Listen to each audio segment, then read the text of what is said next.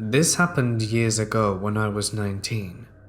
I'm now in my mid-20s, and I still remember this very clearly because of how creeped out I was. Back then, I was living over 600 miles away from my parents, in a different state. Even though there was a distance, my mum and I still spoke on the phone at least twice a week, and we were still very close. So when we found out her cancer was back, I didn't think twice about dropping everything to drive down to see her. A plane ticket would be too expensive. I had a 10-year-old Toyota that might have been a bit beat up, but still got me from A to B quite cheaply and quietly. My parents weren't thrilled of the idea of me driving the 11 hours by myself, but my mind was made up. So they offered me a deal. I would stop at a rest stop every 2 to 3 hours and stretch my legs and call them. In exchange for this courtesy, they would pay for my gas. If I didn't call within the 3-hour window, they would assume I'd been in an accident and call me repeatedly, interrupting the audiobook/podcast they knew I would have on. I accepted the deal, and that's why I was at this particular rest stop at 2:45 a.m. This was actually one of the nicest stops, well lit, multiple vending machines that didn't have huge cages around them, and the payphone wasn't broken, and it looked clean. There were a couple of cars with people sleeping in them. I still had 15 minutes before I had to check in with my parents, so I got out the car and stretched, and then almost jumped out my skin when I heard a man's voice right behind me. "Miss, can I ask you a favor?" I turned around. He's leaning against my car. I have no idea how he got there so fast. I didn't see him when I parked, but there he was, uncomfortably close to me. He looked to be in his 40s. He didn't look dirty or twitchy. He was too close, but his body language didn't scream threatening.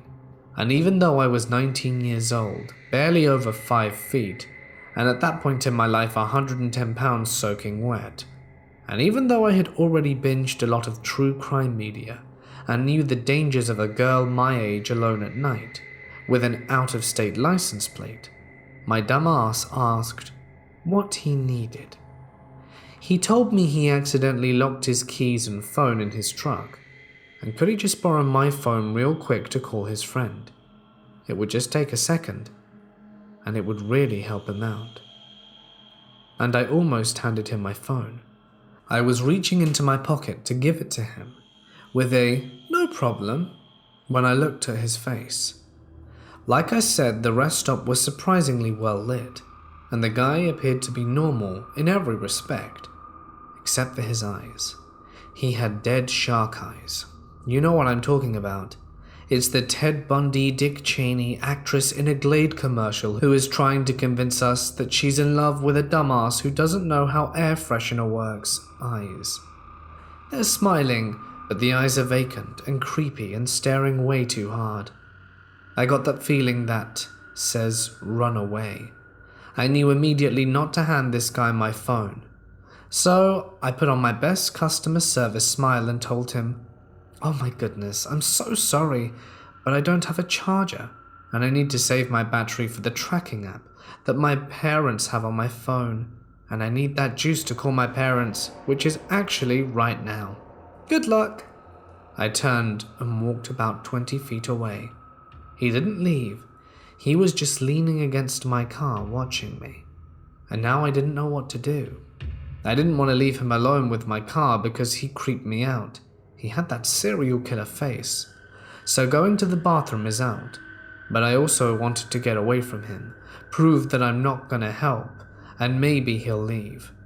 I could technically get to my car, but I would have to get very close to him, unless I crawled over my passenger side door.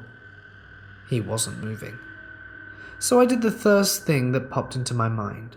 I called my dad, and my dad, for the first time that night, didn't pick up the phone. When I heard his voicemail, I glanced back. The guy still hadn't moved. He was still staring at me. So I faked a conversation with my dad. I angled my body so that the guy couldn't see that I'd hung up the phone, and loudly said that I should be home in about half hour, when in reality, it was at least another 4-hour drive. I mentioned exactly where I was and reassured the fake caller that this was a good rest stop with plenty of lighting and a couple of visible security cameras. The guy still hadn't moved, and I'm running out of steam on this fake conversation. In the years since, I've thought of a lot of things I could have said while pretending to talk to my dad, but in that moment I was beginning to seriously freak out and my mind went blank. So I hung up and didn't know what to do. I had hoped the fake phone call would scare him off, but he was persistent, still leaning against my car. I stalled for more minutes. I bought cookies from the vending machine. I walked around a little, and at this point, he'd been leaning against my car staring at me for 10 minutes. I honestly debated walking up to one of the men sleeping in their cars and asking for help. And just the thought of having to wake someone up to help me get into my own goddamn car annoyed me enough that I stopped stalling and headed back to my vehicle. I decided that unless he touched me, I was just going to pretend he wasn't there.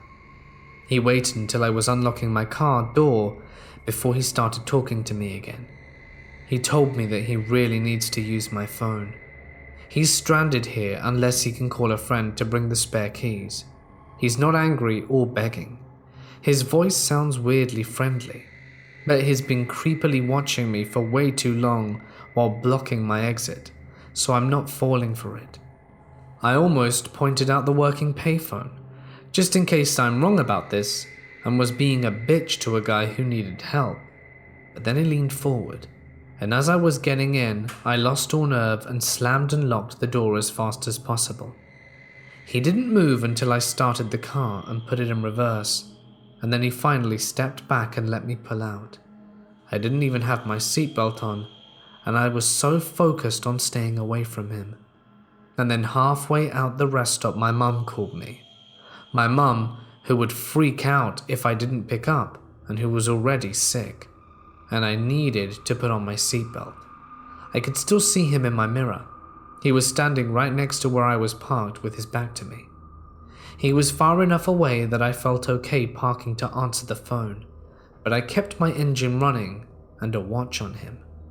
I didn't want to worry my mum, so I told her everything was fine, where I was, my ETA. And now that I was in my locked car away from him, I was beginning to feel like I had overreacted. She scolds me about speeding, and I tune her out because the guy is moving now. As my mum lectures me about road safety, I watch the guy cross into a truck, unlock the door, and get in. The keys being locked in no longer seemed to be an issue for him. I watched the truck head back out to the freeway and drive out of sight. I had to pretend to be fine and not upset to my mum. I didn't get back on the road for another 20 minutes, and when I did, I didn't speed. I didn't want to see that truck again. I found out years later that the closest city to the rest stop had major problems with sex trafficking, and the girls who look like they don't live nearby, or look like maybe they're living out of their cars, tend to be targets. I don't know if that was what was happening, or if he was just trying to scare me to hand over my phone. Either way, creep at the rest stop. Let's not meet again.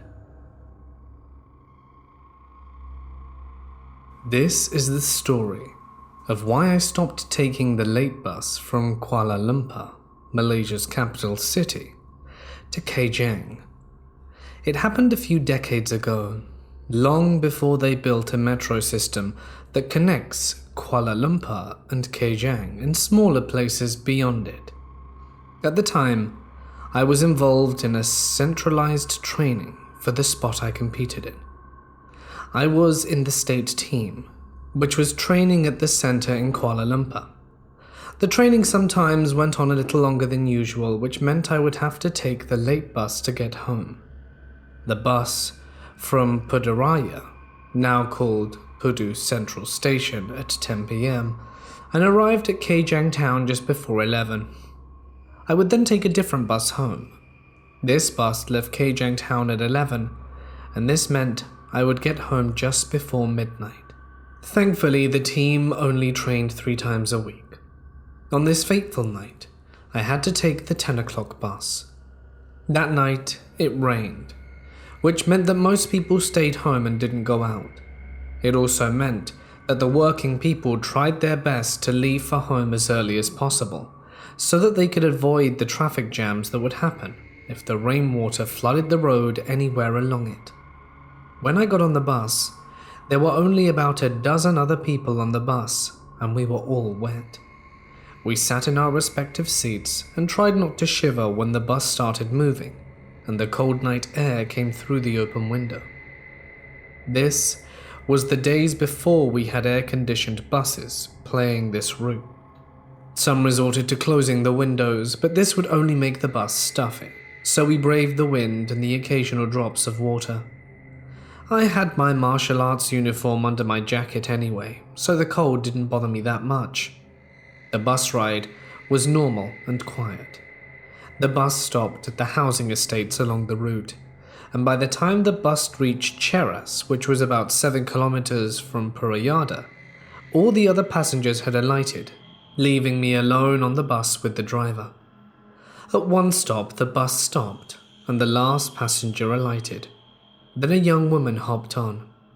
I was not looking in her direction when she came on, because I was staring at the traffic jam on the other side of the road. I was thankful that our side was a lot clearer. When I turned from the window, I saw the young woman walk past me. She was gorgeous, dressed in an old-style Malay dress called the baju kurung, and what struck me later was she was completely dry. When she walked past me, I caught a whiff of her sweet-smelling flower perfume. She sat in the last few rows of seats. The bus continued on its trajectory. I found myself turning in my seat to look at this woman, and I could not help myself. She was by far the most beautiful young woman I had ever seen. I just couldn't keep my eyes off her. A few minutes later, she seemed to notice that she was being watched. She looked up, directly at me, and smiled. This smile made me feel embarrassed, but made her look even more radiant.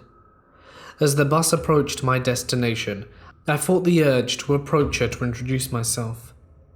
As it started to draw into the Kajang terminal, I resolved that I might as well introduce myself when we left the bus. I was hoping that I could get to know her. If it meant I had to walk her home, so be it. The bus pulled in. I got up and made my way to the exit.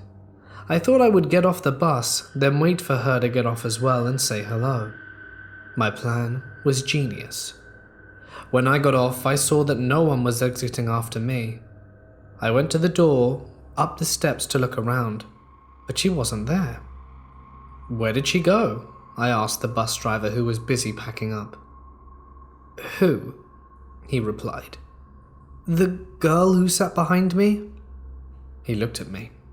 You were the only one on the bus, my friend. I thanked him, got off the bus, then surveyed the almost deserted bus terminal. She was gone. I sighed, then made my way to the bus station that went to my area. It belonged to a different bus company. The image of her face never left my mind. I intentionally took the 10 o'clock bus the next few times I had training at the capital, just to be able to see her again, to no avail. It was a month or so later when I found myself waiting for the bus to Kuala Lumpur at the same bus station. I sat on a bench to get some refreshments, and one of the company's bus drivers sat on the bench beside me. Going to Kuala Lumpur? He asked. I confirmed, and we started chatting, killing time. Then I mentioned that I saw a young woman. She was very beautiful, had long shoulders. It was at this point the man interrupted me. Very beautiful, long black shoulder-length hair, wearing a light green kurung dress. You know her? I knew her, he corrected me. Then he told me that she was a regular on the 10 o'clock bus when he used to drive it years earlier. He noticed her because of her beauty also. One night, she took the 10 o'clock bus when the bus was empty save for her. She rang the bell at a housing estate a couple of stops before caging town. He stopped the bus and she got off. That was the last time anyone saw her alive. He said they found her body in a ditch across the road from where he left her. Investigations revealed that she was the victim of a hit and run. The driver was never caught. However, he added that about 2 years after the incident, a car was found in the same ditch one morning, the driver dead. The local people who found the driver reported saying that the man's face was contorted in a look of utter terror. I still took the 10 o'clock bus for the duration of my training program, with the hope I would see the woman again, but sadly, I never did. I had just graduated from college and was still living outside the major city my school was near. There is public transit that is relatively reliable, so sometimes I would go into the city for special occasions, knowing I would get back safely. For Halloween that year, my boyfriend and I decided to take the train and actually go to an event, not just a house party. As a female, there are lots of footwear rules, and I was worried that if I didn't wear heels, I might not be allowed into the club we were going to. I debated for a long time, and switched between heels and flats several times. I was wearing a black dress that I turned into a Black Widow spider costume by putting a red cutout on the front of it. In the end, I ended up wearing black chucks. That night was great and relatively uneventful, and I didn't get hassled about my flats. At some point, I decided I was exhausted and wanted to head home, but my boyfriend was going strong and really didn't want to leave, which was no problem since we took public transportation. He gave me the keys to his house, which was about a mile away from the train station, and we planned that I would head back and he would join me later. The mile I had to cover went by a mall, a school, and finally a church that abruptly ended and turned into a row of houses that the boyfriend lived on. There was a designated sidewalk the whole way, but it also ran along a 4-lane road. I knew there was potential for late-night vagabonds, but I figured they'd most likely be around the station or mall. So by that time I was at the church and could see my destination, which was the second house on the row, and I was considering myself safe. As I passed the church on the right sidewalk, I'm about 200 yards from the house, and I hear a vehicle start to slow down as it approaches on my left.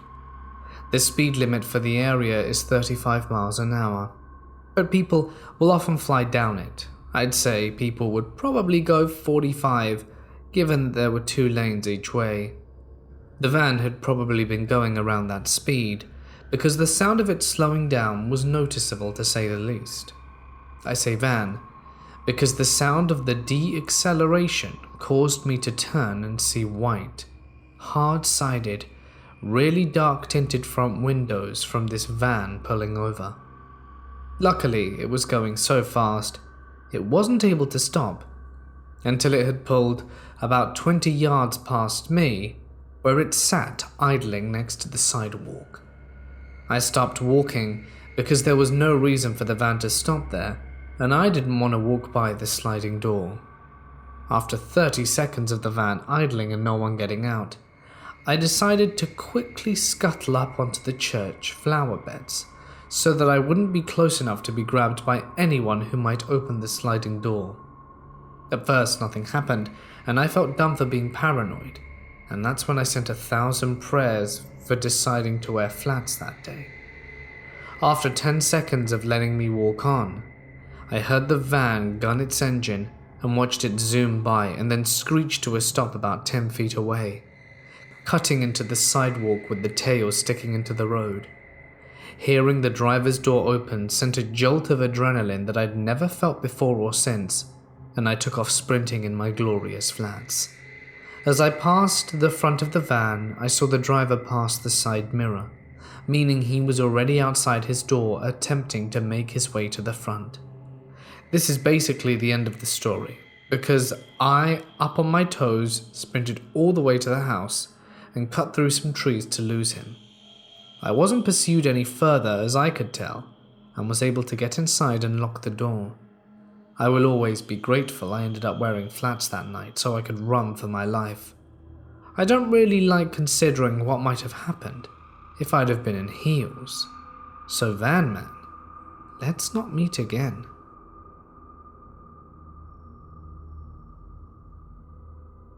I was on my way back home from the city centre, and I had a sandwich with me. I have to take this bus to get home, and it's about 16 stops until I arrive. Usually, it's only me, and sometimes one other person that gets off at my stop. I got on the bus at the back door. This was roughly 9 p.m. And the minute I sat down, this drunk guy comes to me and asks if I speak Hungarian. There are a lot of beggars in this area, and I'm not surprised, and I say no, even though I can. He then starts speaking to me in English and asks if I can give him money or food. I haven't got any Hungarian currency on me, I say. This is a lie, because I just wanted to eat my damn sandwich. The guy then proceeds to signal me to give him a piece of my sandwich, and almost breaks a piece off, so I say, "Sorry dude, no offense, I want to eat my food." At first he seems pretty chill about it, but then it gets interesting. He sits back on his seat 3 rows behind. I notice he's not alone. He's with another 2 equally drunk gentlemen. The bus now closes its doors and starts. As I'm eating my sandwich, I hear these guys talking crap about me in Hungarian, assuming I don't understand it. "Man, this twat won't give me a piece of his sandwich. Man, I could bash his head in with a glass, I'm so angry." I hear them agreeing on getting down at my stop so they can beat me up. I never had to deal with a situation like this, so I started to think and came to the conclusion that my best option was to get down at my stop and run home. Not the usual route, like hell, because I can easily outrun 3 30-year-old drunk guys. Meanwhile, I'm forced to focus on what to do, and I don't even touch my sandwich. This got them even angrier. "He isn't even finishing the sandwich.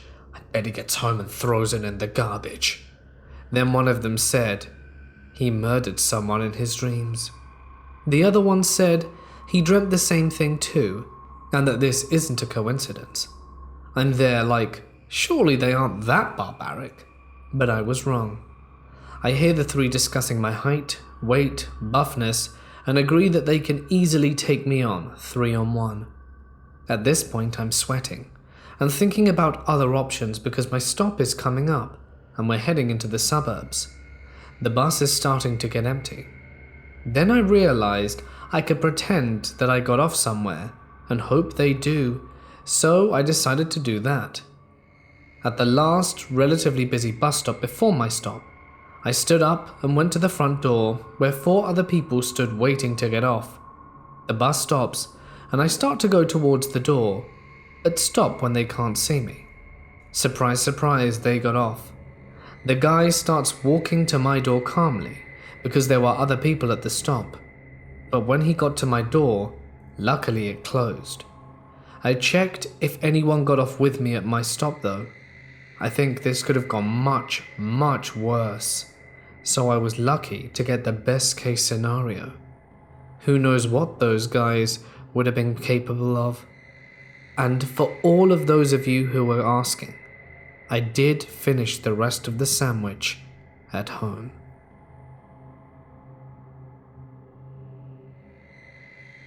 This story took place in the summer of 1985 in England, when I was around 11 or 12 years old. First, a little backstory. I was allowed to walk alone at a young age. The fields are opposite a row of houses behind my home, on a busy road and visible from the rear of my childhood home. Between the 2 rows of houses is a dead-end road, with no pathway I could have directly gained access from the rear of my house to the main road, so I had to walk from the front of my house in a sort of U-shape temporarily out of my sight, to even reach the fields. Even so, once I was on the fields, my parents could keep an eye on me. So, on with the story. It was a warm summer evening, still light, so I decided to take my dog for a walk.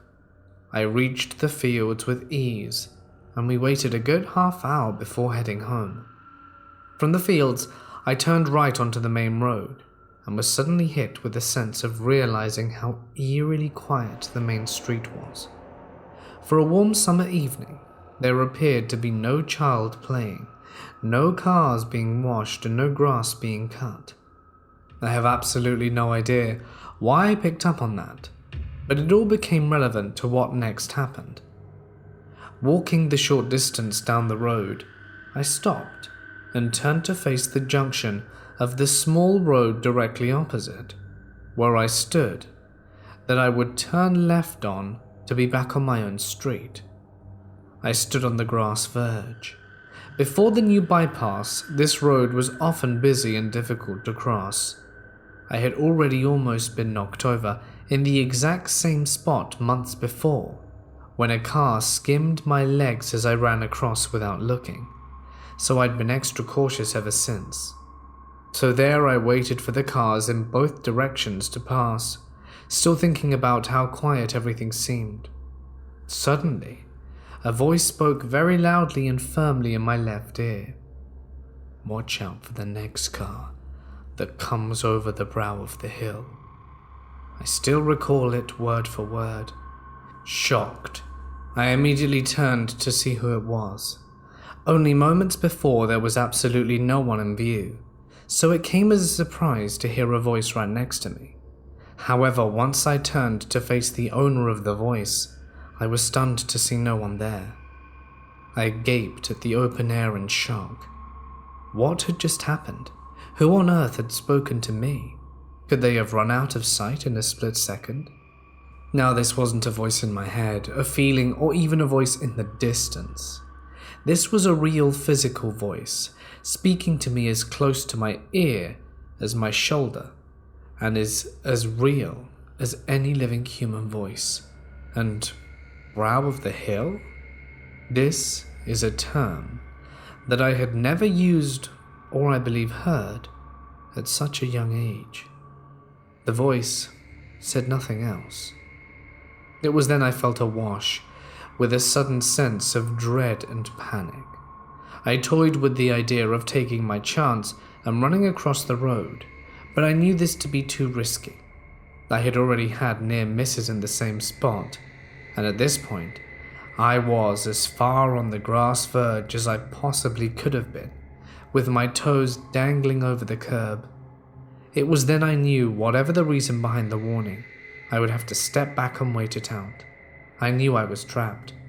I prayed the voice was wrong, but my gut feeling knew it was right, and that the message was meant for me. I slowly began to walk until I left the grass verge and was back on the pavement. My sixth sense must have taken over from that voice, as somehow I knew the car I was warned of was about to come from the right. The voice hadn't told me which direction, or even which style of car, but I knew. At this point, the back of my legs were pressed firmly up against the dwarf brick wall behind me. My breathing became shallow, as I kept my focus firmly on the right. From where I stood, both directions had a good stretch of road, so I could see for quite a distance in both directions. Plenty of cars were still passing from either way, and I had no bad feeling from any of them. The first car since this warning passed from the right, and I sensed nothing bad. The second car followed, still nothing unusual, and then the third car came into view. My heart sank. I knew this blue saloon car was the one I needed to be wary of. My heart began to thud rapidly, as though it were about to burst through my chest. My legs were now pressing harder against the wall, and I prayed this was all a huge misunderstanding, and the car would pass just like the others without incident. I kept my eyes firmly on it, and watched as it approached. I became aware that it was losing speed, and not traveling at the expected 30 miles an hour. was definitely slowing down. I braced myself, and the car then came to a halt right where I had been standing, and I would have been only centimeters away from it had I still been there. Only the voice's warning ensured that I had to turn that distance into a far greater one. As the car came to a halt, the male driver reached over and flung open his passenger side door and beckoned me to approach his car. But I had a head start, ready to launch in the opposite direction. What's more, he even had the audacity to stretch right over as if to attempt to grab me.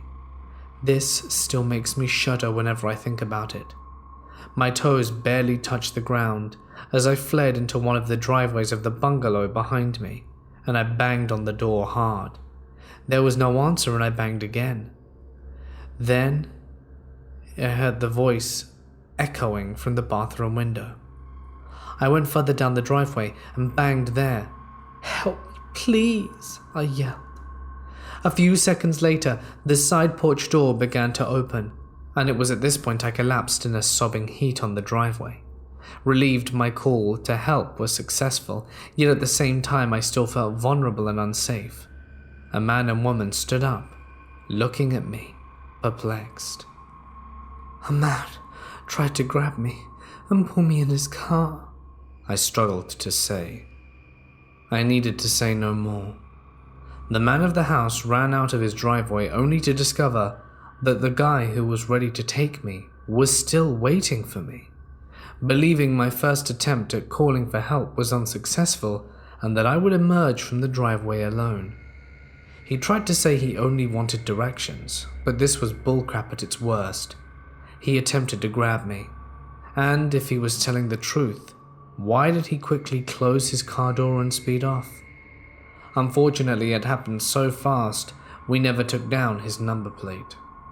The woman of the house kindly walked me the few remaining yards home, where she informed my parents of the incident. Needless to say, I was not allowed to walk the dog alone for a long time after that, nor did I want to. The people of the house divorced a few years after, and two families temporarily moved into the same street as where I live now, albeit at different times in different houses.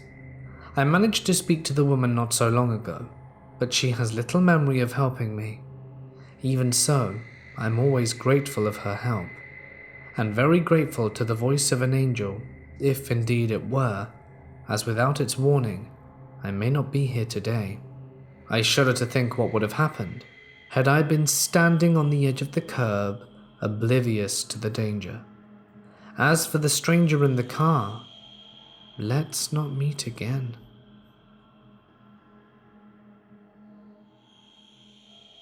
This happened to me at around 8 p.m. about a year ago. As soon as I get on the bus, I notice this guy sitting in the front. Seems and looks like a normal dude, like he's just finished a long day's work. When I find a seat by the window near the back, that same guy moves to a seat in front of me, which was also giving him a clear view of me.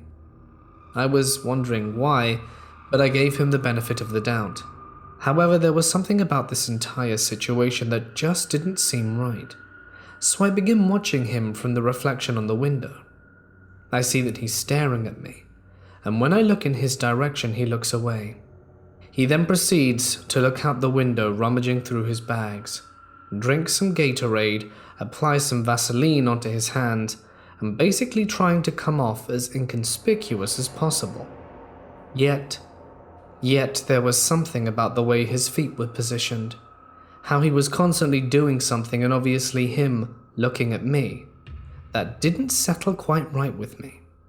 The stop I was planning on getting off at is in a relatively quiet part of the city, and I'd have to walk a bit to get to my destination. With businesses already closed, there'd be no one around besides cars zooming by. So at the very last minute, I decide to get off in a much more busy area, like I predicted. He catches me from the corner of his eye, requesting the driver stop, and starts getting ready to leave. I'm slow to alight, and so is he, and I look at him, and so is he. Since the stop is directly in front of a train station, I prayed that he was just going to walk there, and that would be the end of this. Of course, no. There's a good distance between us on the street, but he puts his bags down and pretends to be rummaging through them, but still has his eye on me. I stay where I am, because another bus at that same stop was going to come soon that would take me closer to my destination, and watch him from the corner of my eye. A few minutes pass and he walks away. I notice him getting on a streetcar and block down, and I can finally breathe. I see my bus coming, and I am just so relieved.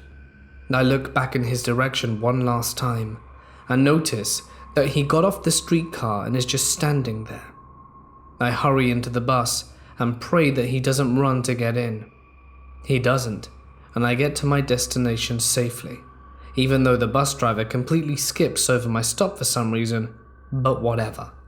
I just want to let you guys know that you should seriously be aware of your surroundings and always question.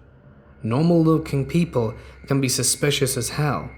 Had I not first walked into the bus and noticed him change seats, I don't know what would have happened to me that night.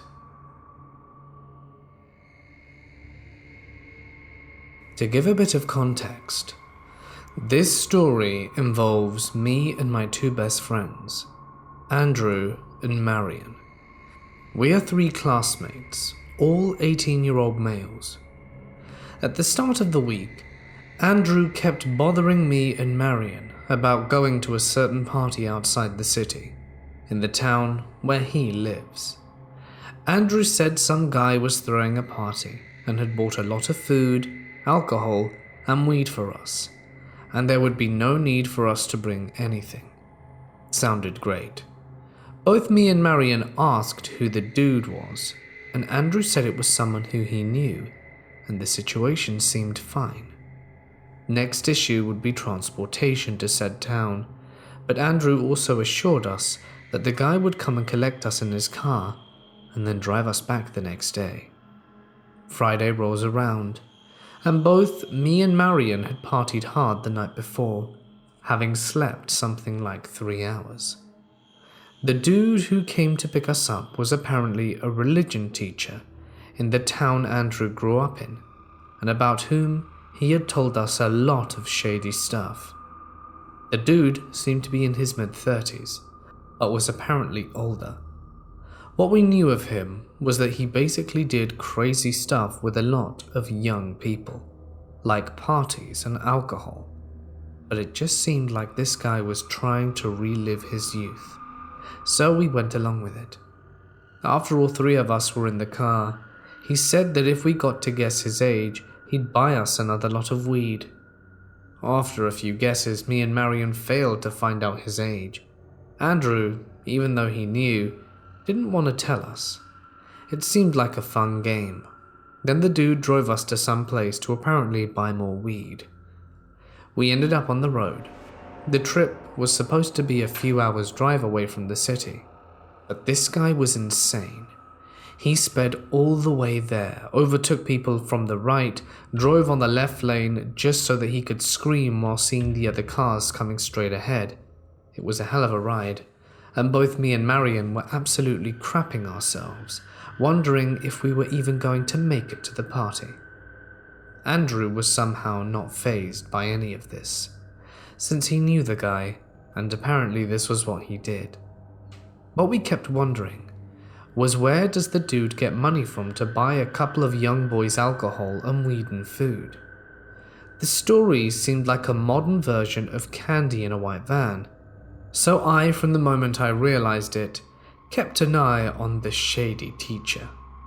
Marion, even though he shared his concerns at first, started thinking we got the wrong picture, and the dude was just really trying to have fun and relive his youth.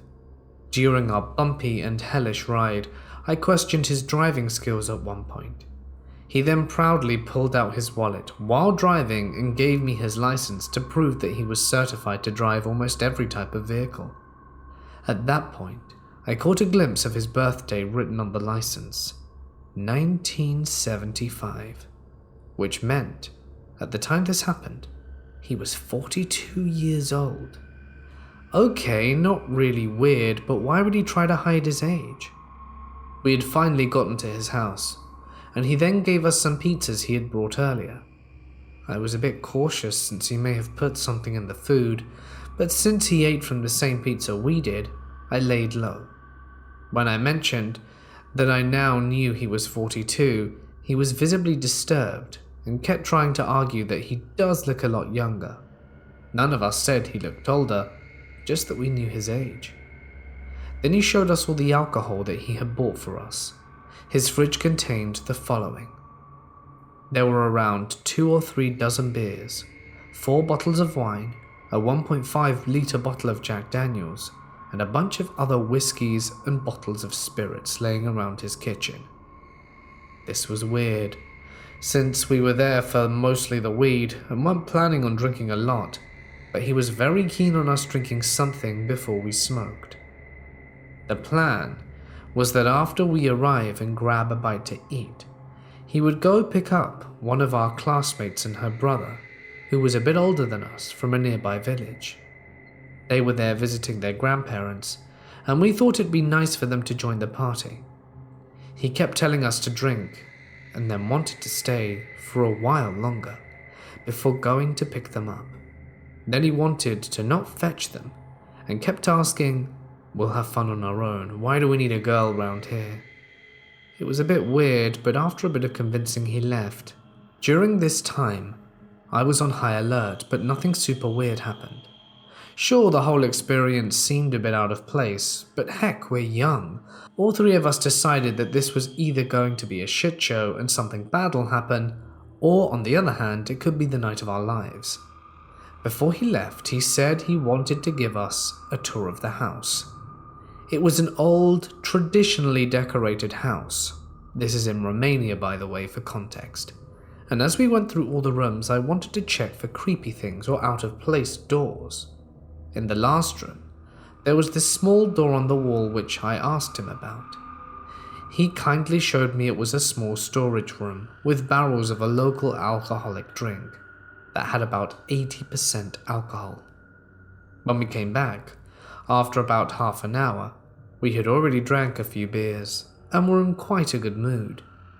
He kept trying us to down glasses of Coke and whiskey, and he proposed that if Marion downed his glass, he would down one himself. After a while, I noticed that he kept saying to himself that he shouldn't have a drink or drink that much alcohol, but in an unusually angry tone. He seemed to be highly displeased at the fact that he was tipsy, and the party kept going, and then he brought the weed. There was so much of it. The 3 of us usually smoked joints, but we decided it was time for our first blunts, so we rolled up 2 fat blunts. We smoked them, and I went straight to the skies. During this time, I only noticed him puffing once or twice. That was a bit weird, but I brushed it off. I was having quite the enjoyable trip. He pulled his phone up and started recording us. That was weird. He wanted to record us while being high off our tits for his Snapchat account. And I thought it was strange that someone his age had Snapchat. The only question I had was why he would post on his story, since people his age or work-related contacts may see him getting high with a bunch of high schoolers, which doesn't look good. Or who would he want to send that video to? Anyway, what really started being weird was that he kept trying to force Andrew and Marion to hit the last blunt. He kept taking it and pushing it towards them. It didn't seem like a friendly gesture, but rather a command, or him forcing it on them. Andrew got up after a short while and sat in the kitchen with his head on the table.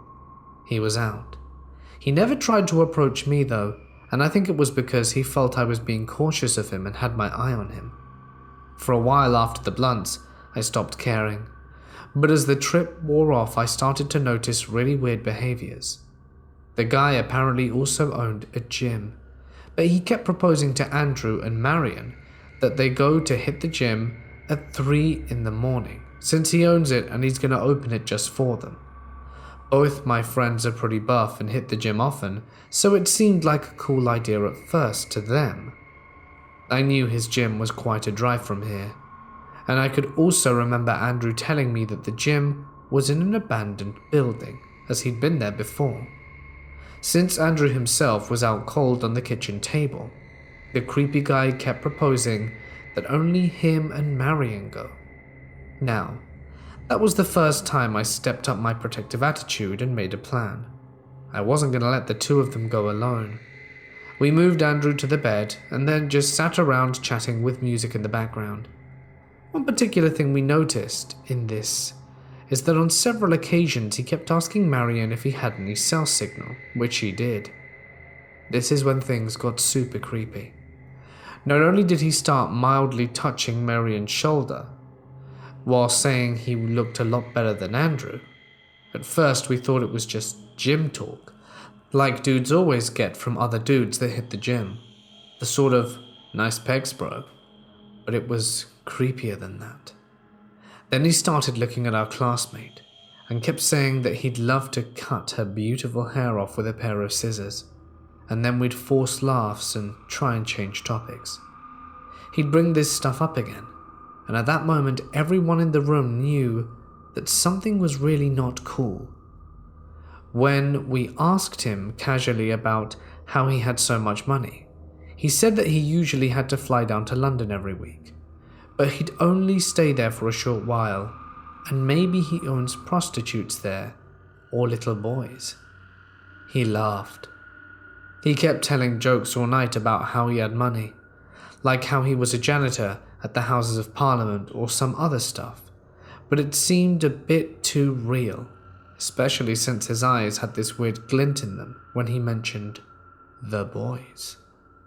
Our classmate's big brother, who didn't drink anywhere near as much as we did, suggested that the guy drive them back home. He took a lot of convincing and now kept trying to make them stay.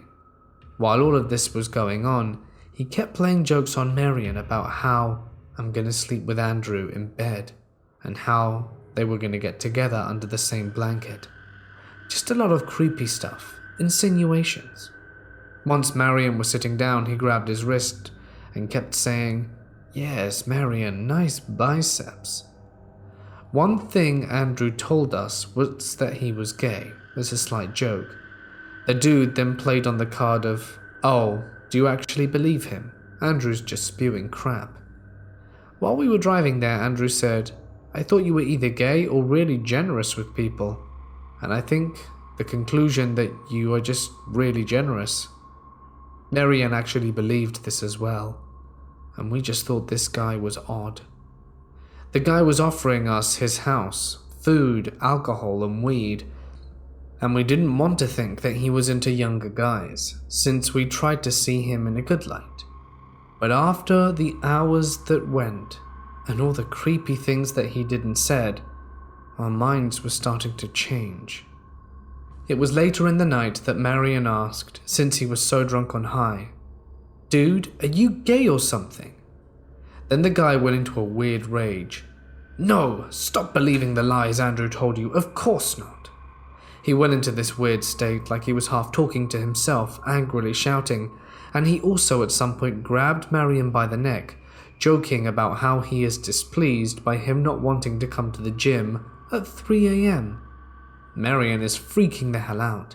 He understood now, like I had suspected all night, that this guy was not in his right mind, definitely gay, and maybe into smaller kids. And shortly after grabbing Marion and trying to convince him to go, he left to deliver our classmate and his brother. The moment he left, Marion started freaking out. He wanted to wake up Andrew so that the three of us could go to sleep in the same bed, and the dude would sleep alone, as there were 2 double beds. He tried to slap and pour water on his face, but Andrew wasn't going to wake up. I went into the kitchen, brought a knife, and gave it to Marion, and told him to keep it under his end of the bed, as he slept against the wall, and I had an empty beer bottle near my end for a quick grab. We considered calling the cops, but the creepy teacher didn't exactly do anything the police could arrest him for. It was the middle of the night, and we were on the outskirts of a town at a really long drive away from our city, with no chance of us catching a way out of there. None of us had a driving license or friends to call and pick us up at that hour, so I proposed we play it cool with the guy once he came back. If he tries anything, there were at least 2 of us, and 3 if we could wake Andrew, and there was no actual weapon in the house, not even a bat or something. Our plan was that if at any time during the night we hear the guy try anything on Andrew, we'd knock him the hell out, then tie him up with my belt, and then call the police. He came back after a short talk and we went to bed. He left the light on in the kitchen, so our room had some light. His room was right next to ours, and there was no hall or door between them, just a doorway. The bathroom was also in his room, but right next to this doorway. Both me and Mariam were freaking out. This was roughly 4 a.m, and we had to stay awake the whole night. My best friend was high as a kite and scared. My adrenaline was pumping so hard I barely felt it, but was definitely in my system. The guy genuinely wanted to sleep, but we tried to stay awake all night. My phone was on the table next to the bed, dead but charging, so we kept writing a note file on his phone and passing it from one to another to communicate.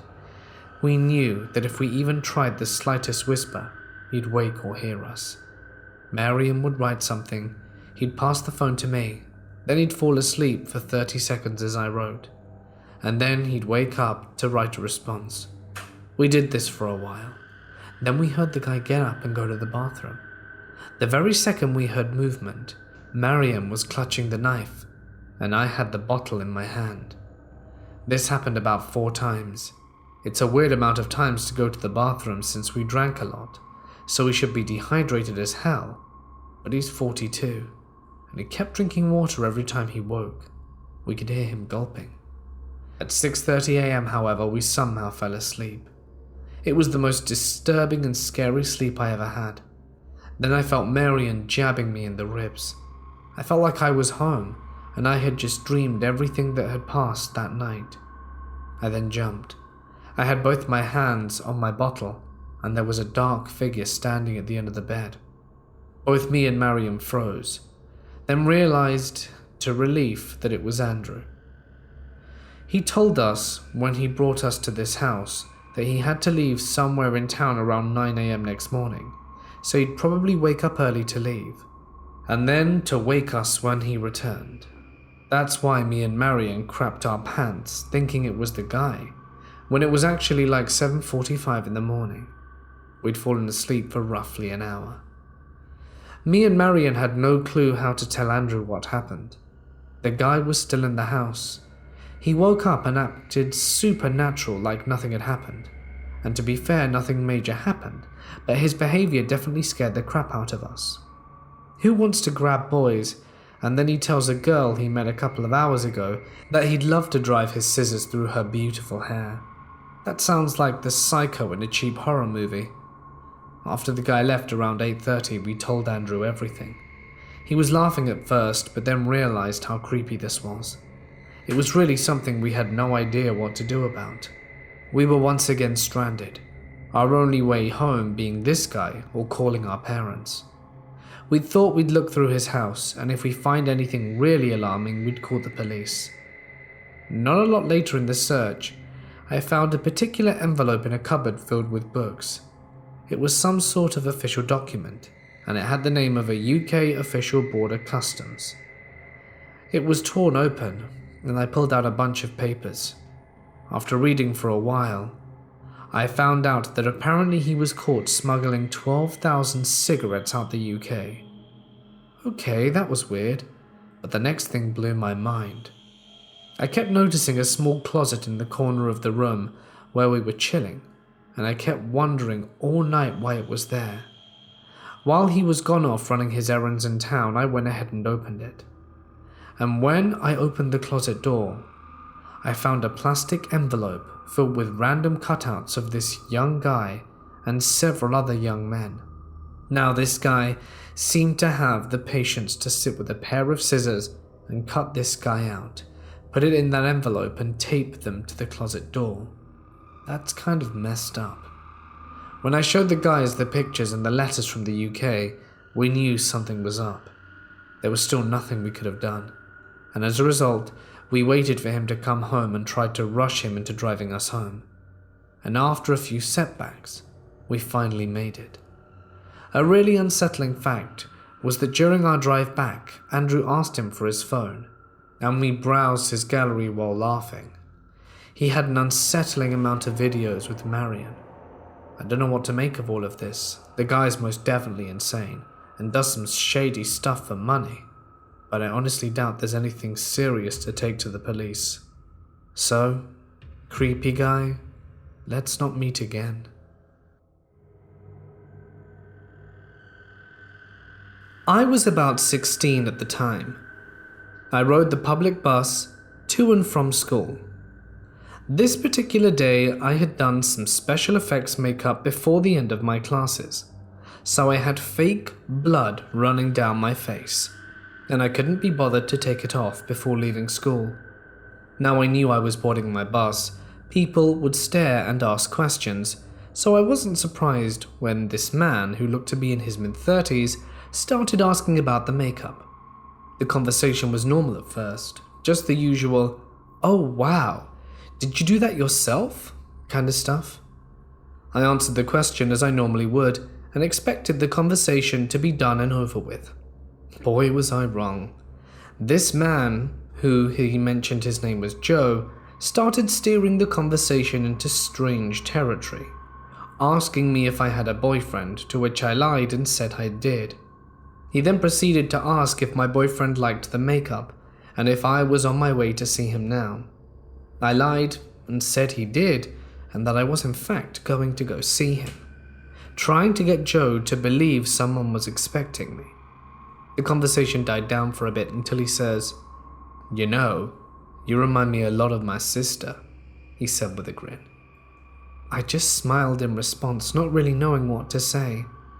After not hearing anything from Joe, he continued, "My sister was kind of a bitch. She was always lying about me to our parents. I had fantasies of breaking her jaw." Now, at this point, I was terrified. My bus stop was still another 20 minutes away, and I just wanted to be out of this situation. Seeing that what he said made me uncomfortable, he switched subjects, telling me about where he worked and what he does there. I just nodded along with what he was saying, remaining silent the entire time. Closer to my bus stop, he says, "Don't you want to come to my house? I have a freezer full of pizza and ice cream. Maybe we can hang out for a while." To which I politely decline, saying my boyfriend was expecting me.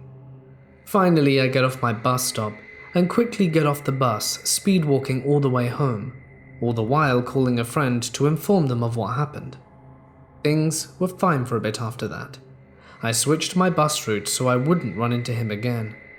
But one afternoon, I had to go to a store that was on my old route. I was nervous about getting on that bus again, but was happy when I didn't see Joe.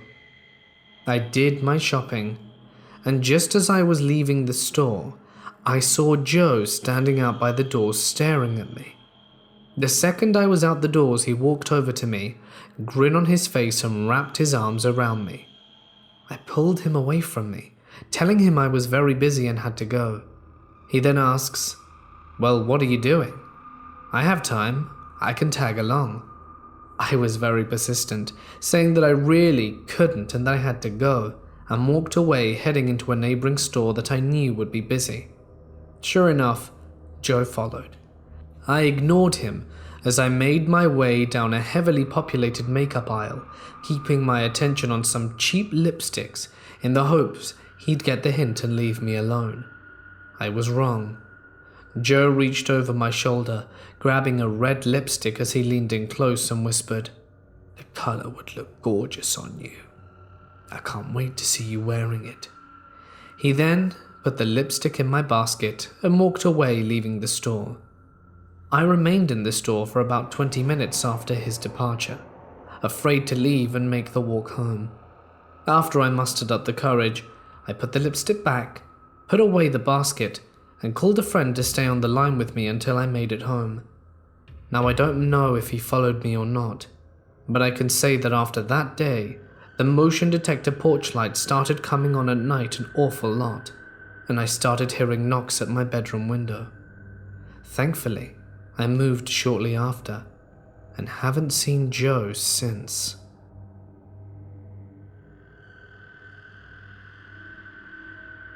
Back in March of 2017, me and my girlfriend decided to take our annual trip to Orlando, Florida, earlier in the year than usual.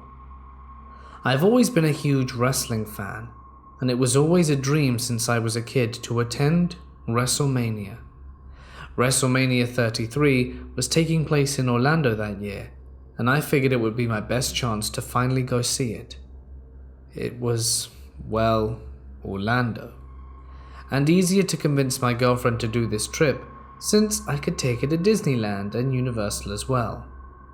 Fast forward to WrestleMania itself, and the show was great. It's an experience I'll never forget, both for good and bad reasons.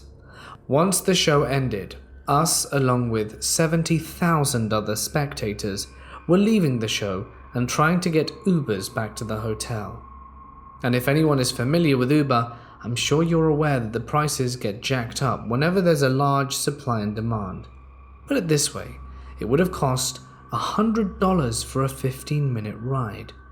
Now, WrestleMania took place at what is used to be known as the Citrus Bowl, now Camping World Stadium, I believe. I wasn't familiar with the area since I'm from New York and didn't realize how ghetto the neighborhood really is, like something out of a movie. Seriously, look it up.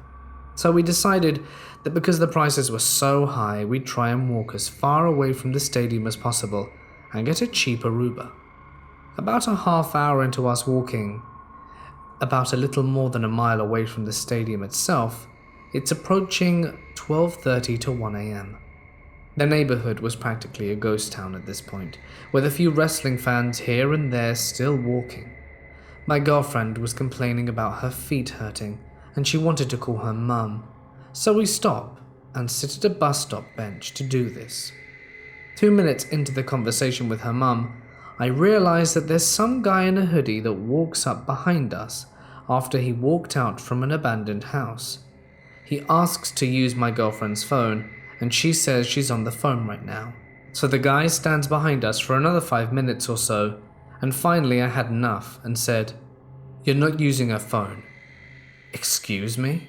he says. "You're not using her phone. We don't know you." He gets frustrated. "Why you make me wait here all this time then, if you aren't going to let me use it?" I was getting equally heated and told him to piss off because we didn't know him anything. My girlfriend was getting scared at this point because she knows I'm a hothead and that this wasn't going to end well. She grabs my arms and tells me, "Let's go."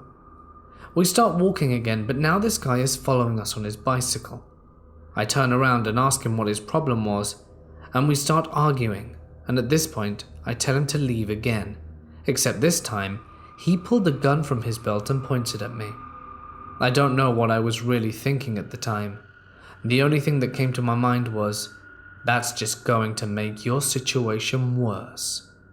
At this point, I think I had received my biggest stroke of luck, as a police officer just happened to be at a red light across the street, so the guy flew off on his bicycle after realizing there was a cop there. The light turned green, and the cop continued on his way. Me and my girlfriend ran across the street to the only convenience store open, which had a few wrestling fans in there. We begged the guy behind the counter to call the cops, and everyone in the store asked us what happened. After explaining it to them, everyone was scared to leave the store. And an hour and a half goes by, and then I ask the guy finally where the cops are, and he just replies, "I didn't call them."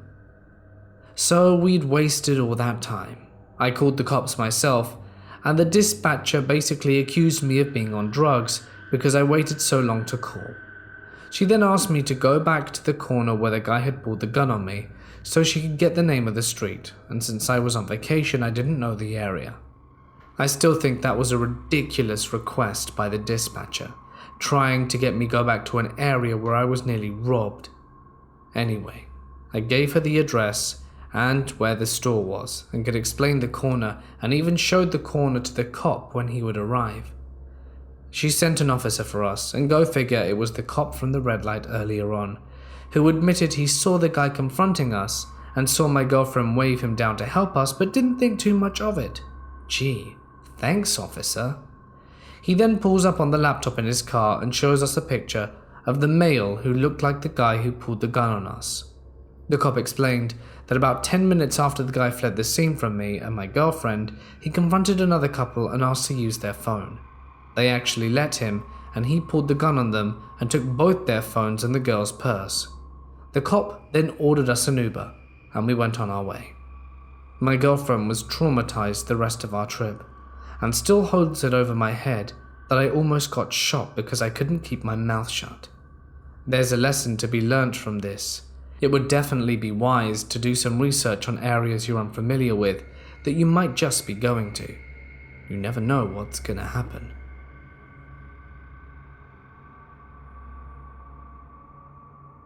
My sister, 4 years younger than me, who must have been around 14 at the time, and myself, used to be huge anime nerds, and I mean huge. We had gone to a couple of conventions before, but always accompanied by my mum, who I think was more than a little embarrassed by the amount of crappy Japanese that was spoken. So when the next convention rolled in, and I asked to be the responsible adult to accompany my sister, she was more than happy to let us go, as long as we came back early and kept in touch. We were thrilled. That con was happening in our city's WTC, which happened to be opposite to where we lived, at least a 2-hour trip on public transport. We packed our stuff, including our cosplay, and took a bus to the subway. Halfway along the trip, we had to change transport once again and take the subway bus, a bus that had defined stations like the subway because it was the only way to get there. So we hopped off the subway and made our way to the new station. Now the spot where the subway and subbus met is a round plaza that has always been very busy. The subway entrance is in the middle and the subbus goes around it, so you had to cross it in order to get to the station itself. We had just walked out of the subway when suddenly this teenage-looking guy passes next to us and asks us the time. He seemed a bit shifty, and my spider senses immediately tingled off. Since a few weeks back, I was almost robbed with this same tactic. But before I could say anything, my sister pulled out her cell phone, told him the time, and he walked off. "It's okay, girl. He just probably wanted to know the time. He didn't necessarily wanted to know if you had valuables to try and steal them," I assured myself as we made our way in between the people. But when I casually turned around, the guy was following us.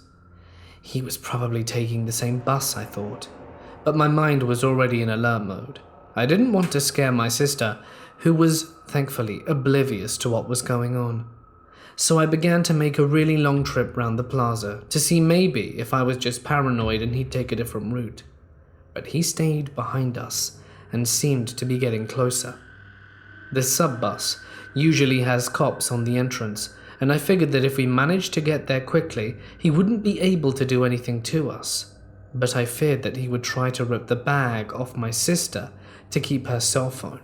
So as casually as I could, I told her to put her bag in front of her and run to the subbus and call the cop when I told her to. She looked at me like I was crazy. She still hadn't realized that we were being followed, but complied, and as we approached the stairs to the subbus, I saw the guy quicken his pace and told her to go. She ran up the stairs, and the guy tried to catch up to us, and I turned around and confronted him, blocking the way to my sister. I am in no way an intimidating person. I'm 5'2", extremely slim. I'm wearing my geekiest clothes, cat sweatshirt with ears included, so I'm sure I wouldn't even have scared a Care Bear. But I guess the guy didn't expect me to turn and face him with my meanest face, which I must say resembles SpongeBob angry, or that my sister would be out of his reach so quickly. He looked at me, turned around, and disappeared between the mass of people. Nobody even noticed that he had been pursuing us, nor my act of bravery. Thinking in retrospect, I'm lucky he wasn't violent or armed. He could have taken me down in 2 seconds. I felt proud of myself and sister, and was grateful. The cops didn't even bother looking for the guy when we told him, because there are so many little thefts in the area, and he technically hadn't done anything wrong yet.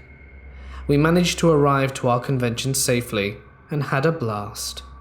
So to the kid that tried to rob my sister, back off, or I'll scare you with my Star Wars shirt and poor vision.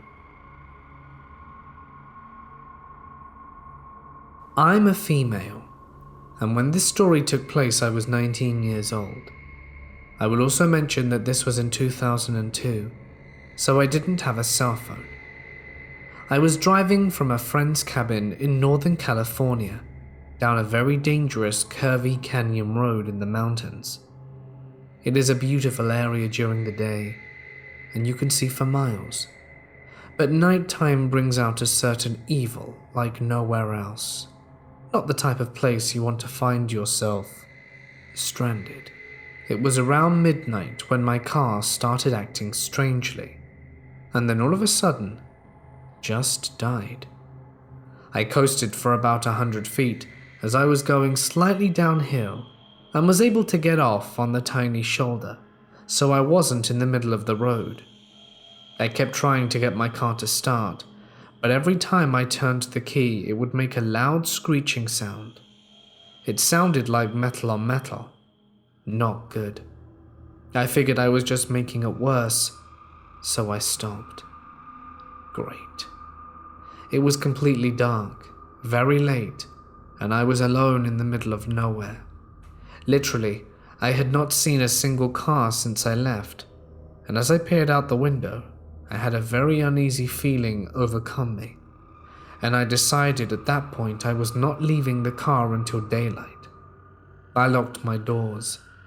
There's no telling what is out there at night. Bears, mountain lions, Bigfoot. These are just a few of the many things that live in those mountains. When it got daylight, I would set out on foot to find a phone. It was going to be a long night. With that said, I gathered up some of my stuff and rolled a joint. I was about halfway through my smoking session and I almost fell asleep when a sudden jolt of lights appeared. I saw it out of the corner of my eye. I could see way across the canyon, headlights coming down the winding road towards me. They could not see me as my lights were off. I knew I had about 5 minutes until they came around the last curve and I would be completely visible, sitting here in my car that wouldn't go. I didn't like the way this was panning out, and even though I had told myself earlier that I was not leaving the car, at that moment I decided I was getting out. I was going to hide somewhere until the car passed. I grabbed my keys, flashlight and wallet, locked my door and took off running into the night, using only the moonlight to see. I was really stoned and was silently second-guessing my decision to abandon my car as I ran across the road about 75 feet away and hid behind a tree that was behind a guardrail. Behind me, somewhere probably pretty close, was a straight drop-off in the canyon off the side of the mountain, so I had limited options as to where to hide, and it was basically pitch black out. The truck was approaching mine, and I squatted there as I watched it slow to a stop. My knees were already getting hurt. Great. I knew most people would be happy to see a passerby if they were in my position, but I had a bad feeling that night and would have much rather just waited until daylight to take care of myself. Call me stubborn and paranoid, but I think it saved my life that night. I was hoping that when the person saw my car and it was empty, they would just leave. That didn't happen. The door of the truck opened and I could see a tall man walking over to my car when he got close to it. He started moving his head all around like he was looking for something. He was probably looking for me. A dog jumped out of the back of the truck and immediately starts sniffing the car and heads directly towards me. My heart sank through my toes. I was physically shaking and really wished that I had not smoked so much of that joint earlier. As the dog nears me, the man tried to open the driver's side door, and when it didn't open, he started banging the window like he was trying to break it. I started to cry. I didn't know what I was going to do. The dog ran right up to me, but surprisingly didn't bark nor bite. He smelt me and was on his way. I thought I was going to have a heart attack. When he finally stopped beating my window, the man began pacing all around the road, yelling at me to come out, yelling things like, "Where'd you go? Come out, get over here." He yelled for a full minute, and then he just walked over to my car, punched the hood, and got back into the vehicle. I heard him whistle, and the dog jumped back into the back of the truck.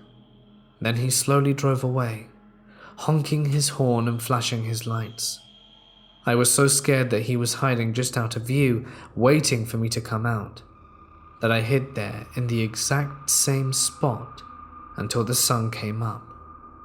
I literally didn't move a muscle, and my legs almost gave out on me after I decided to go back to my car.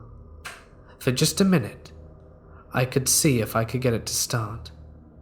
I almost fell down as I ran back across the road. I've never been so scared in my life, and I got in the car, and to my absolute amazement, it started up on the first try.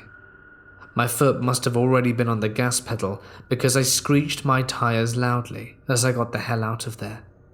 I couldn't believe what just happened. When I got home, my boyfriend made me call the police and make a report. They came out and took my statement, but nothing ever came of it. I often wonder what would have happened to me if I'd have stayed in my car and not hidden. Please use this as a warning. If you find yourself alone driving in the middle of nowhere, you never know what someone's intentions are. So to the creepy guy that tried to break my windows and find me that night, I hope we never meet again.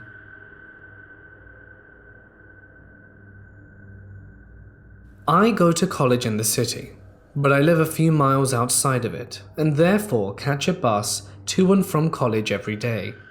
After finishing at college today, I caught my bus home. At the bus station, a family of 5 people got on. There was a girl, her mother and father, I'm assuming, and another older couple, who I took to be one of the parents. During the bus journey, for whatever reason, the girl kept turning around and looking at me, not smiling or saying anything, just looking at me. I didn't pay attention, and I just carried on looking through my phone. During the journey, they all seemed to be talking and laughing amongst each other. Now my bus goes through some very rural areas. Think country roads with the occasional house between a couple of small towns. At some point, the father just gets up without saying anything and walks downstairs to get off the bus at a stop in the middle of nowhere. The only thing in sight is a small gravel path that maybe led to a house or farm of some kind. After this, the rest of them followed and went downstairs at the next stop, but only the older couple got off and started walking backwards towards where the father would have gotten off.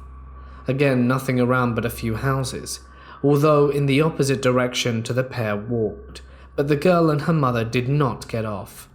Now, me being me, was a little curious about this, so I kept looking out of the window to see what was going on, as the bus stopped for a few minutes here, but it started up again without the girl and her mother getting off. For the rest of my journey, I kept looking out the window at each end just to satisfy my curiosity, but they still didn't get off the bus. My stop is at the end of the line for the bus, and the upper level was all empty at this point. I walked downstairs at the end of my journey to get off, and they were nowhere to be seen. Without any shadow of a doubt, they didn't get off the bus at any of the stops, and weren't on the bus at the end of the journey. I was sat in the back of the bus on the left-hand window seat, and you can see the front of the bus and doors from my seat. There were no other doors to the bus, so they couldn't have left the bus on another side or anything. I didn't turn my attention or anything, as for the most of the journey I had my earphones in and was just looking out the window for the most part. If anyone has any explanations, please share. I've been really weirded out by this.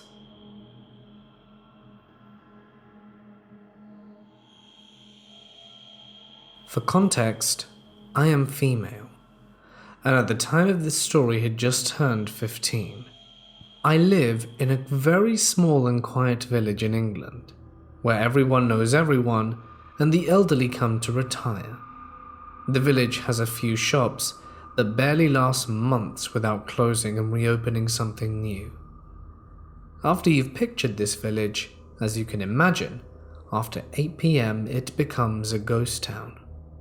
One night at 9 p.m, I was with my older sister Polly and her friend Lisa. They wanted to go have some drinks with my older sister Zoe, who lived 50 minutes away. Me being young, I of course begged them to let me go with them. My parents never being around meant I could do pretty much anything without issue. I was a good kid. I wouldn't be drinking alcohol. I just wanted to go out late and feel and be treated like a big kid. All three of us were roughly 5'6", so we all looked fairly young, although my sister and her friend were in their early to mid-20s. Now, while my sister went into the store to get alcohol for them, Lisa and I sat on a bench under a rather dimly lit light next to the road. Lisa was noticeably quiet and nudged me, telling me there was a man watching us. She then turned her back to him so that I could face his direction without making it obvious. There, stood about 10 meters away, was a tall, slender man wearing all black clothes and a beanie. I couldn't make out much as the only light around was the one that we were standing under, but he was bald. What's scary about that, you may ask? The man was looking into an abandoned shop window, not moving, just staring into the window with his back facing us. The type of glass on the window was frosted and blacked out. You couldn't see what was inside, but you could see reflections.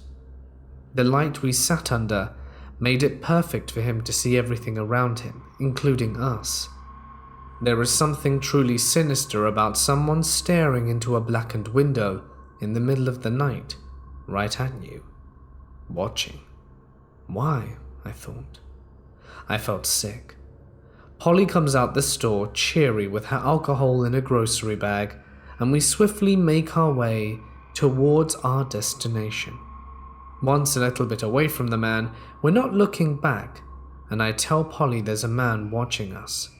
And as I said, Lisa whispered that, and I could hear the panic in their breath. Let me explain the area. There are two paths that are separated by a small river. You could easily jump to the other side without issue. I know this as I used to do exactly that with my friends. The two paths met at the end, and you could either take a right and go through a shortcut, or through a large unlit field that took us straight to Zoe's house, or left, which meant you stayed on the road with houses around us, but a route that added another 15 minutes on our journey. The path that we were on is next to a lit road with houses. I turned around and saw the outline of the slender man. He was walking on the right side of the river in between the trees in the dark. My heart was in my mouth. We began to speed up, and so did he. My sister Polly, being the more outgoing type, takes out the glass bottle from the bag and grips it in her hand, ready to swing should he try anything. We stopped to check his whereabouts and took some cover behind trees which obscured our view. My heart pounding. All I could hear were the deep, heavy thumps of my heartbeat in my ears. I have a heart condition. My heart feels like it was about to beat out of my chest quite literally, and it was deafening.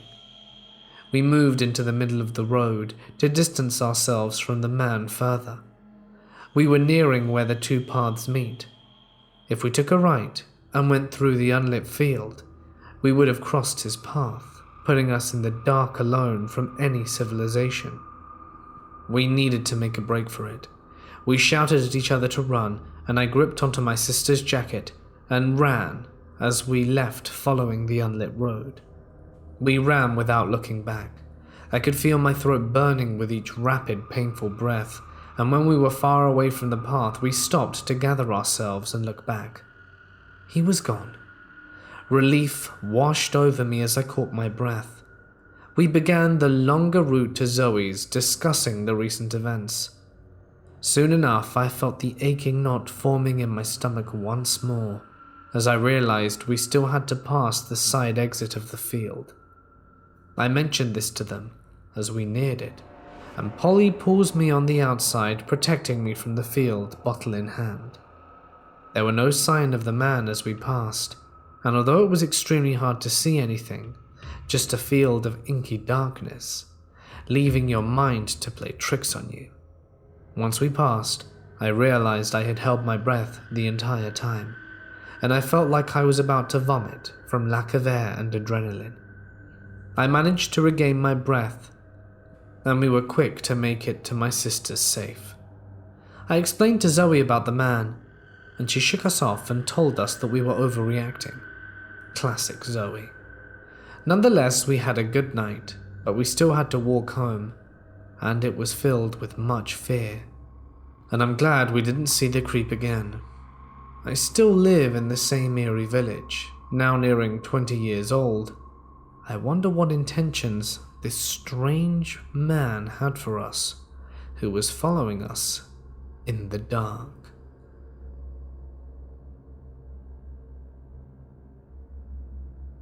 I go to school, and it's about an hour away on the bus. So I take the same bus every single day to get to school. Well, today, I was on my way to school and we stopped at one bus stop that's kind of in the middle of nowhere in between my city and another city, which isn't even that far, about a 10-minute drive. A man is at the bus stop. He's got a bike. So he puts it on the front of the bus where there's a little bike holder, and the man gets on. I'm sitting near the back of the bus and I notice him get on, and when I see that he has scars and scratches all over his face and bruises too.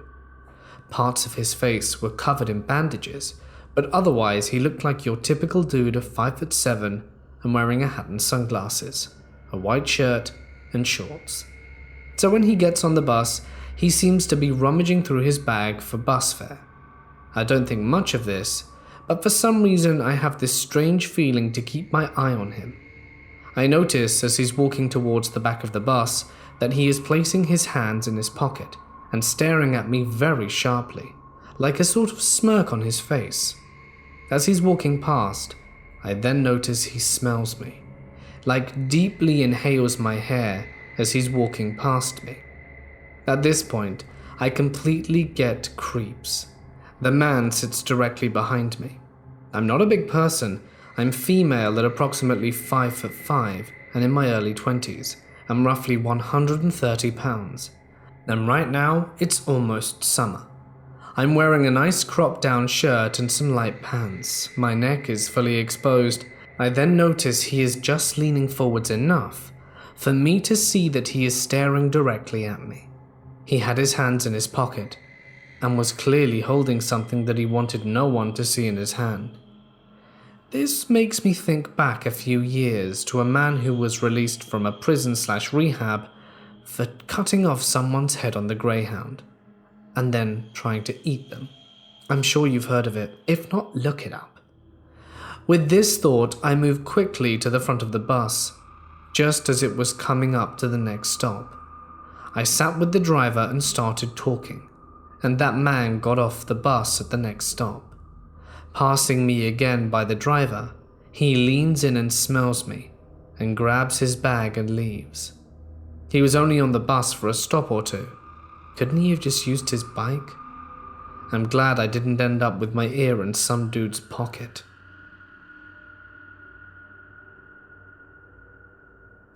Around 9:30 p.m., mid-August 2018, somebody came to our home and rang the doorbell. I ignored it at first, because I try not to answer for solicitors, but this person knocked on the door, so I got up to see who it was. I was hesitant to answer the door, but at the time of this incident, our parents were having their basement finished, and the workers were obnoxiously notorious for working until 9 to 10 p.m. or leaving their tools in the basement and then showing up late in the day to retrieve them. So it wasn't completely abnormal to have people show up around this time of day. Upon answering the door, a man was standing there, seeming somewhat standoffish, which threw me off. He wasn't particularly big or scary. Skinny, 5'7"-ish, wearing jacket/jeans and a baseball cap. But he didn't look like any of the basement workers I had seen entering or exiting the house during this time period. He then said hello and proceeded to ask me if I knew a Manny O'Brien. I responded that I did not know anyone by that name, and they did not live here. But he repeated the question again, and I insisted I still did not know anyone by those names. "Do you know the names of your neighbors?" he asked, and pointed to the house just east of ours. This really stood out to me as suspicious for a few reasons. I work in the field of domestic violence, so creepy stalker behaviors are something I'm constantly analyzing, which is what my initial reaction was given to the weird interaction. Secondly, even if he was legit, who comes looking for their bodies at 9:30 p.m. on a weekday without even knowing where they live? After a second, I said I didn't know the neighbors well, but the house he pointed at was owned by someone not named Manny O'Brien. He then asked about the neighbor west of us, and I said that I was unsure about any of their names. He then asked if I was sure I didn't know anyone that worked for the company he said. And then he proceeded to say that he met a Manny O'Brien on Halloween of 2017 when he was taking his daughter trick-or-treating, and he wanted to connect with him again. That statement wasn't sitting right with me, as this felt all sorts of deja vu-esque, but I said I couldn't help him, and to maybe ask the neighbors since no one by that name lived here. He thanked me and walked away. After he left, I went and sat at the kitchen table and just kind of pondered about the dude at the door and why it wasn't sitting right with me. After a few minutes of thinking, it clicked in my head that someone approaching our house and asking, "Do you know the names of your neighbors?" had actually occurred on Halloween night of 2017. Flashback. I was trading off answering the door with my mother and my younger sister Kate.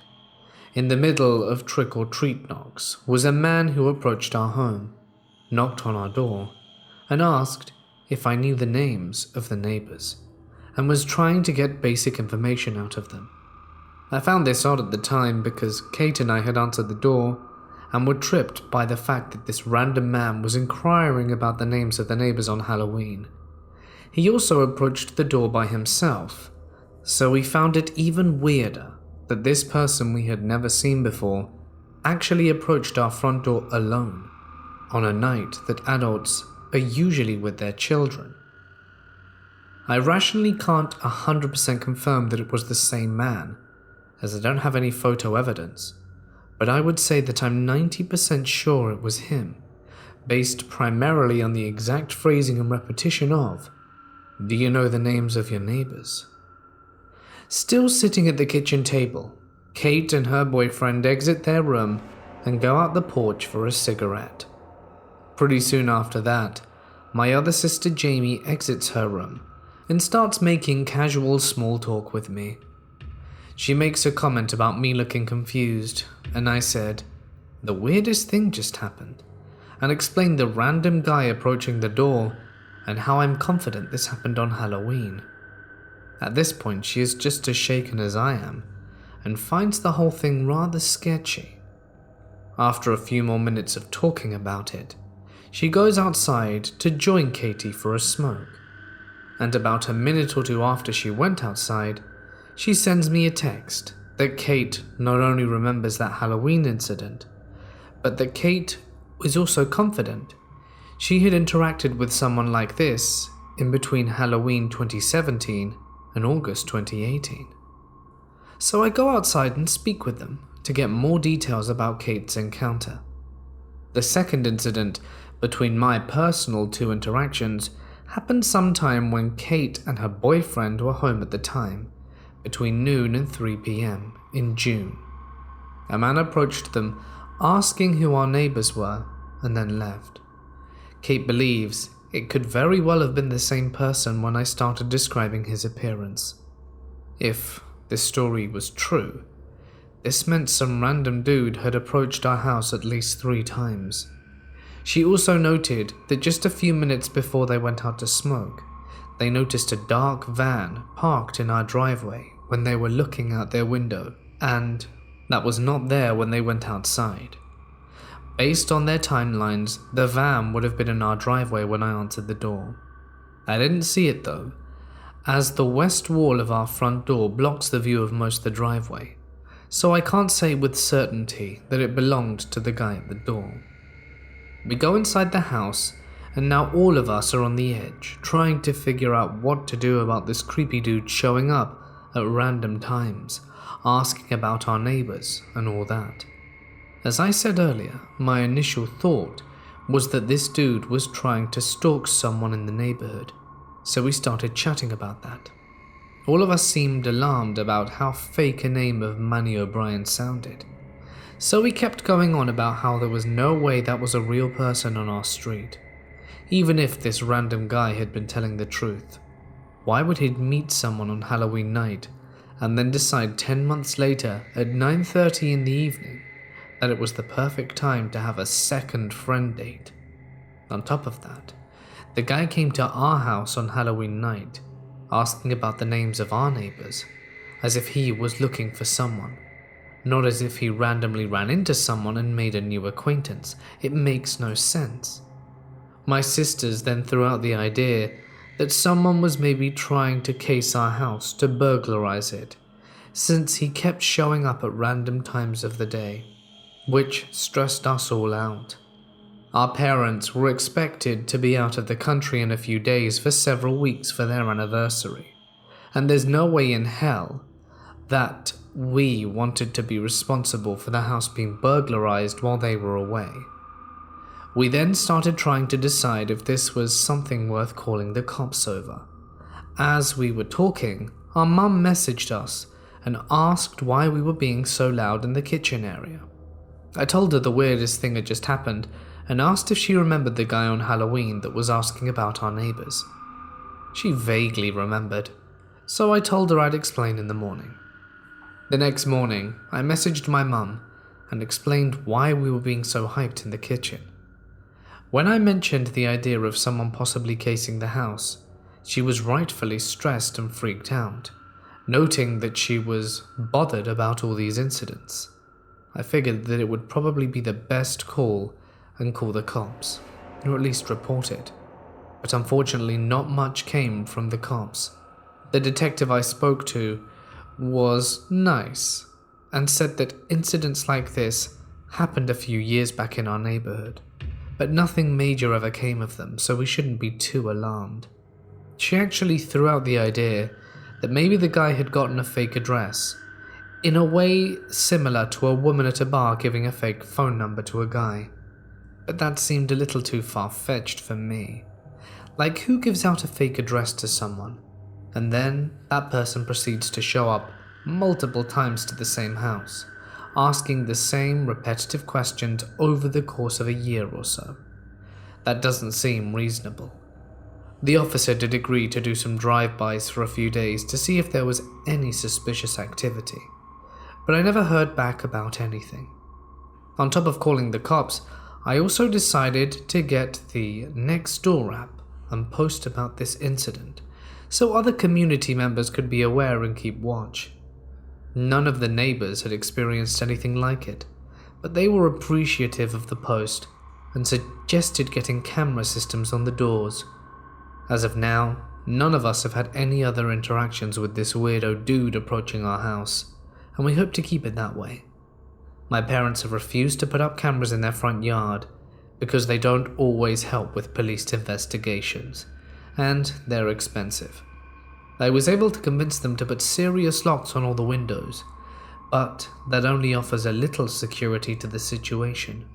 We also alerted at least one of our neighbors about the incident so they could look for any suspicious people wandering around the houses. I'm very curious if there actually is a Manny O'Brien living in the neighborhood, but not curious enough to hunt him down.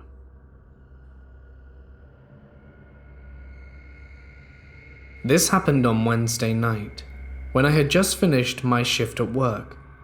It was after 10 p.m.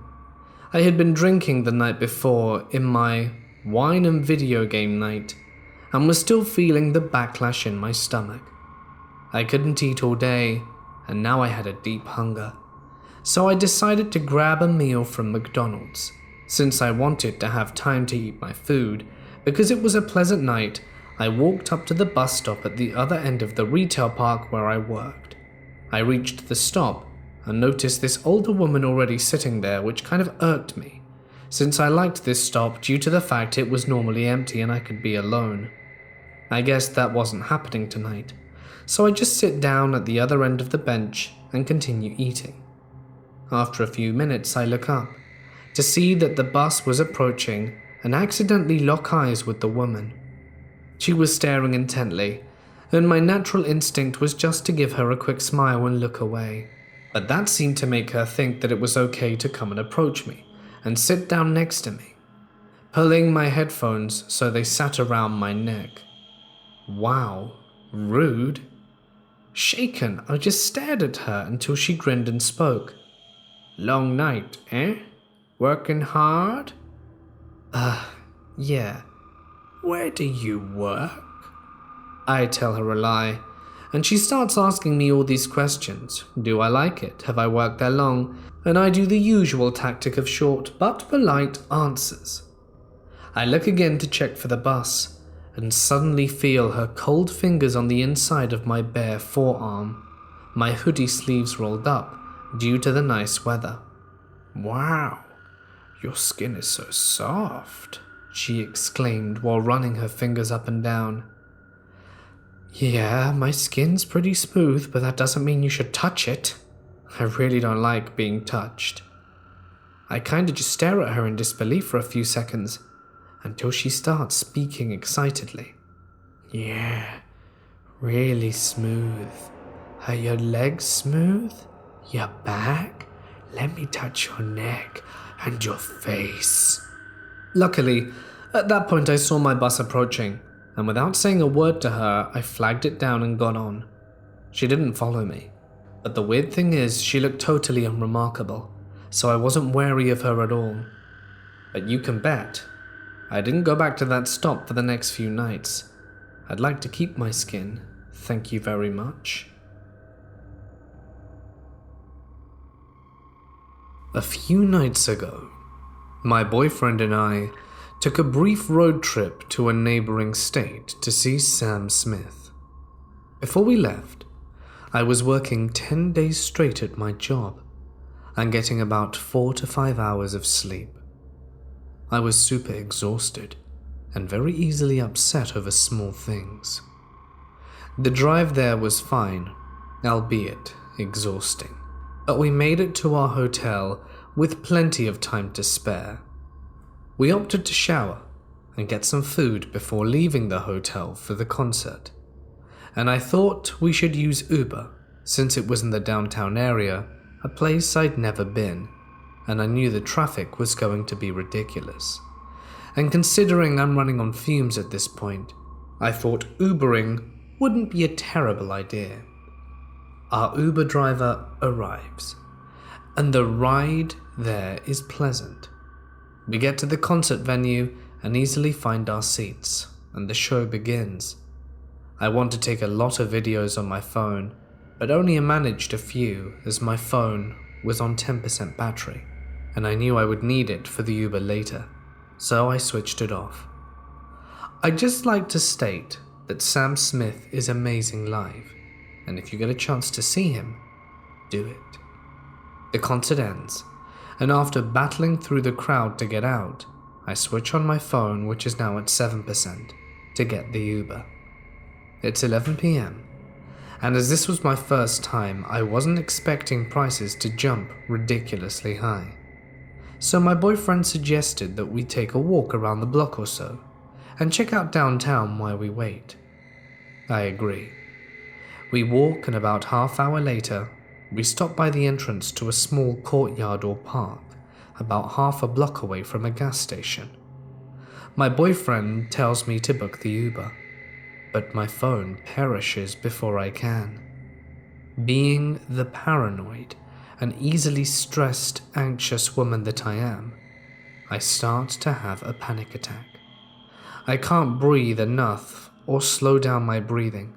I'm sweaty, my heart is pounding, and I begin to overthink that we are now stranded downtown with no way home. I thought about getting a cab or bus, but I had no cash on me, and it was getting late. My boyfriend, bless his soul, is much more logical and rational when dealing with stressful situations, and suggests he go to the gas station and sees if he can get a charger for my phone and plug it in there. I can barely talk or walk at this point, as my body is not functioning. So he helps me sit down on the bench and tells me he'll be right back and not to go anywhere. Nothing sketchy happens while he's gone, and when he returns, he helps me to the gas station and lets me know he told the police officer in there what happened. The officer was really understanding, and he basically bought a charger for us and stood by my phone while it booted up. After taking some deep breaths, I get my phone and try to get Uber. This is where I'm told I now have no money in my debit card, and I start to panic more. Here we are alone, in a more shady part of downtown, with bars on the windows of the gas station at night, with no money and no way to get home. My rational boyfriend reminds me I have a credit card, and after checking the balance, it looks like I have just enough to get Uber and gas for my own car when we leave. But I now have only one card to get me through the rest of the week before payday. I book another Uber, and it says he's about 5 minutes or so away, so I start calming down. I tell my boyfriend that I'm going to step out to get some air, and he tells me he'll be right out. He's going to get me some water, as there was a fairly long line in the gas station, and with all the people staring at me, I didn't want to be in there any longer than I needed to. So I went out and stood by the ice machine. This is where things started to go bad. A few moments later, a white car with its windows rolled down parks in the parking lot of the gas station. There are two rough-looking guys in the car, one white with what I think is brown hair and stubble, and the other black with dark blue or maybe grey or a black shirt, wearing a hat. I feel them staring at me while I try to get my breathing under control. At this point my hands have gone numb, and I'm finding it difficult to keep my balance. I just wanted to get home. Then two other guys came around the corner and walk over to the car. They were both black, one with dreads wearing a wife beater and jeans, the other with a shaved head, and I think a white or maybe light grey shirt. They talk for a little and exchange glances in my direction, and I hear them laughing about how messed up and strung out I was. I guess they thought I must have been high, and either having a really bad trip or coming down. And I didn't blame them. I felt really terrible, and I'm sure I looked the part. I just tried to ignore them when my hands weren't shaking so badly that I could check my phone to see where the Uber was. It said he was only 3 minutes away. I glanced through the barred window and see my boyfriend only a few people away from the front of the line, and I feel like everything would be fine. But I was wrong. The two guys who were outside of the car started catcalling me and trying to get my attention. I continued ignoring them. Then they started coming towards me. I knew I should have moved or said something or done something, but I was frozen. My throat was closing up, and I felt panic setting back in. They started saying I was sexy, and asking what I was doing alone, asking where I was going, what I was on, and one of them started touching my arm and getting really close. I barely mumbled out that I wanted them to leave me alone. They just laughed it off and said they would take me where I needed to go. I felt them starting to pull me towards the car where the guys were waiting. I attempted to fight them off, but I was so weak I could barely walk or stand on my own. I felt like I was going to puke. I wanted to scream, but nothing came out. I kept mumbling that I wanted them to let me go and leave me alone, but they didn't listen or care, and just kept saying that we were all going to have fun. One of them made a point of grabbing my ass and squeezing it. And we were right at the car, and the smell of pot and cigarettes and alcohol was filling my lungs as one of the back doors opened, and I couldn't do anything. I feel like I deserved this because I couldn't fight back. I tried one last time to break free, but their hands were like claws digging into my skin. Just as I was about to be shoved into the car, I heard a familiar voice shout, "What the hell?" Before I knew what was happening, the guys threw me on the ground and climbed into the car, peeling out of the parking lot and the street before the doors had even shut. I couldn't even process it as my boyfriend ran over to me and helped me off the ground. I just started crying. The police officer was outside too, talking into his radio about what happened, and asked me if I was okay. I said I was, but I didn't know if I meant it or not. If they had just been a second too late, I would have been in that car with them, going to who knows where, and had who knows what done to me. The Uber arrived not long after that, and after speaking briefly with the officer, we got in the car and went to the hotel. We got there safely, and once we were back in the hotel, I stopped shaking. I couldn't sleep though, and even though I'm back home hundreds of miles from the creeps, I can't help but be paranoid that they'll find me somehow, or that I'll run into them again. I don't like thinking about what could have happened to me, but I can't make my mind shut off or make it go away. I guess what I've learned from this, and what I can let everyone else know, is to make sure your phone is fully charged, maybe bring a battery pack, and that you have enough money, and that you don't go anywhere alone. You could be taken in an instant. This happened to me about 2 years ago when I was 18. I'm female and was in my second week of college. Our school had off-campus buildings where classes were often held, so small buses packed with students and professors going back and forth was common. The ride to these buildings were about an hour long. The buses were set up not like a school bus with the seats in pairs, but with the seats going around the interior of the bus facing inwards. Anyway, I was sitting on the bus ready to head back to the main campus from my class. A man in his mid-30s wearing a suit entered the bus shortly after me and asked where I was going. I told him, and he nodded and sat down next to me since it was only one of a few seats that were left. Since the trip was an hour long, pretty much everyone fell asleep, and it was normal because of the bus's setup that people fell asleep and often woke up to people accidentally leaning on them. I fell asleep and woke up 40 minutes into the ride and noticed the man who sat down next to me was holding my hand. He was sleeping too, and I laughed to myself, thinking that in his sleep he accidentally held onto me. To avoid making him embarrassed or feeling awkward, I slithered my hand out of his as carefully as possible not to wake him.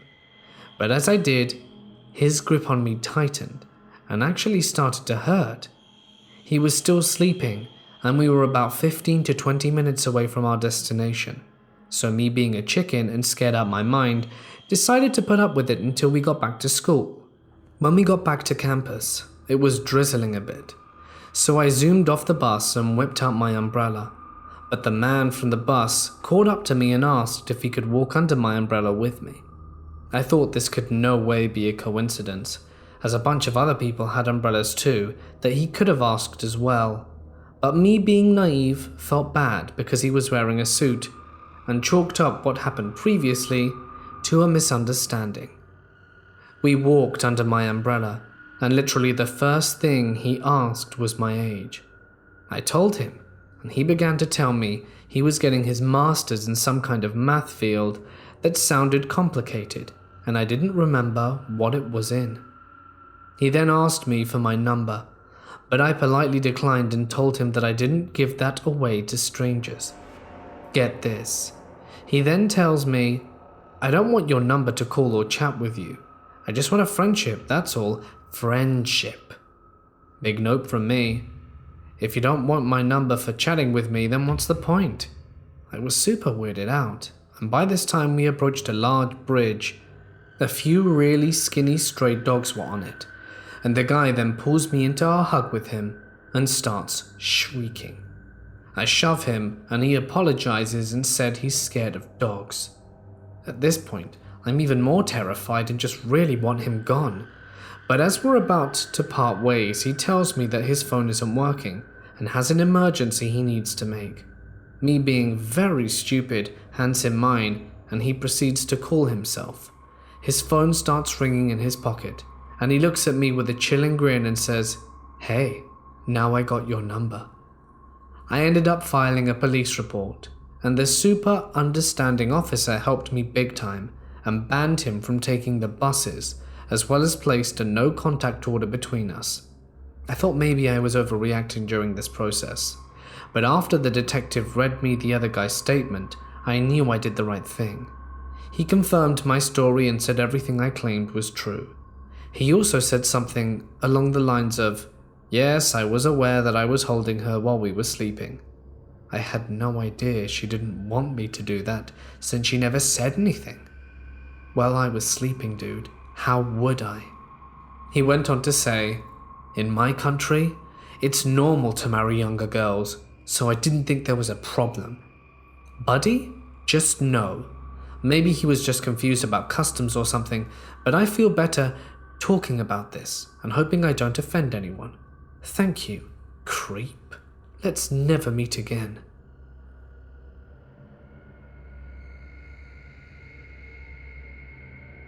This happened about a year ago. My church runs a college group on a plot of land that's mostly wooded, with a small clearing and pavilion set up in the middle. It's pretty much in the middle of nowhere. So I show up one night and there's a new kid called Joe. I notice right away that there's something creepy about him. We're playing a card game, sitting around a table, and he keeps saying weird stuff like, "You guys should have an upside down American flag here." A mosquito bites someone and they kill it, leaving blood on their leg, and he becomes infatuated with the blood. He calls people over from the bonfire to look at it. "Hey, look guys, blood!" He kept saying it over and over. Later, we're singing a worship song, and he wanders from his chair and stands on stage, just watching us. I have anxiety, and at this point, I'm nearly in full-blown panic attack mode, thinking any moment he's going to start shooting or something. I frantically look around, and someone jumps to take him off the stage. They talk for a moment, and he returns to his seat. I nope out as soon as the song is over, thinking that I'll never have to see this kid again. Wrong. He comes to my church again on Sunday morning and finds me in the crowd, starts small talking and asks me where I go to school, where I work, what's my major. I lie my ass off. He shows me pictures of his family on his phone, and I see pictures of swastikas, upside down American flags and the like. He sits next to me throughout the service, and I run to my car as soon as it's over, get in, close the door, and he stands at my window. "Sorry, I have to run, I have a family thing," I say. "I was hoping I could get your number," he says. I give it to him because I can just block him later, but I have to get the hell out of here. He calls me on the spot to make sure I didn't give him a fake, and I peel out of the parking lot losing my mind. He immediately starts texting me, asking me more questions which I ignore for the most part. I can only guess this made him angry, which would be why he sent me the following message a few days later. That baiting is better. Gonna unleash my hell on him next time. Get to devour the whole buffet. Too bad I'm a murderer. And the fact that I'm an Irish Catholic. Next time I'm gonna show my God. I hope everyone cries at the end. Sorry, I have a temper. I finally decide to call the police and give them some info. They do a wellness check, tell me he's supposed to be taking medication and going to therapy, but he's not right now, and they advise me to block him, which I do. They say if I ever see him again, to call 911 immediately. So to the extremely odd, blood-obsessed Nazi murderer, let's not meet again.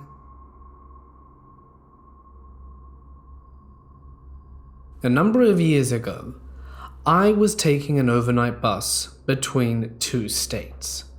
I had a job interview in the morning and was going to get to my hotel relatively early in order for me to freshen up and go.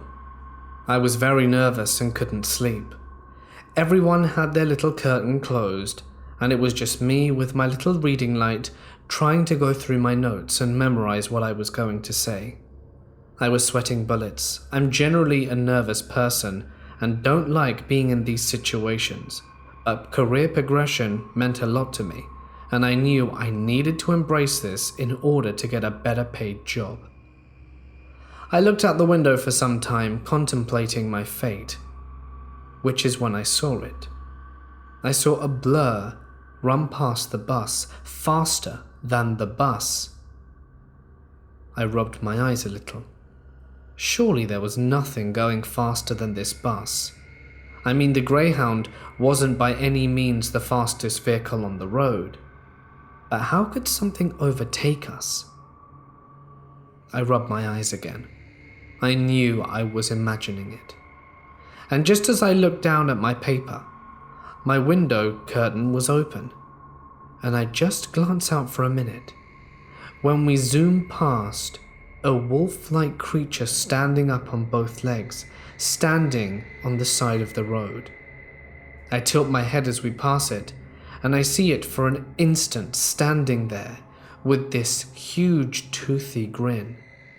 It took a couple of seconds to register what I had seen, and by the time I realized I had seen something paranormal, did I look back again and it was gone. Far too far in the distance for me to see it. Was I crazy? Or was I seeing something unexplainable?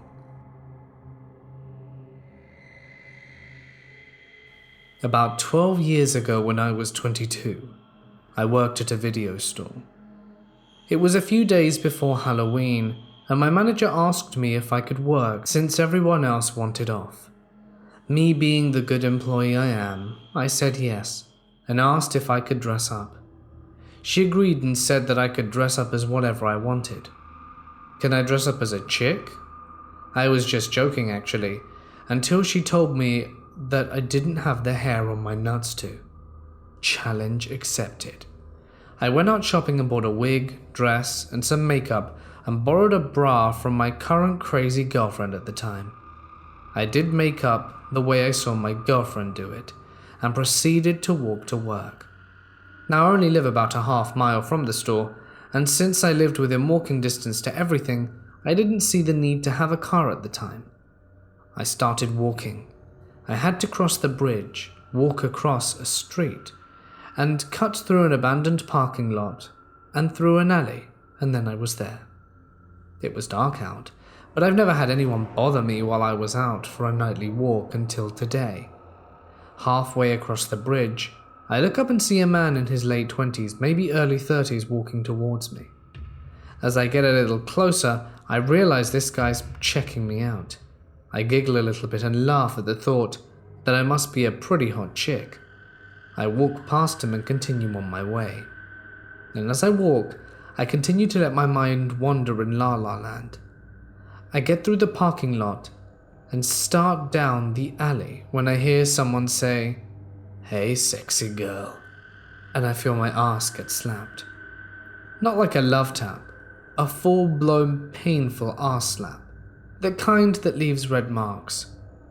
"What?"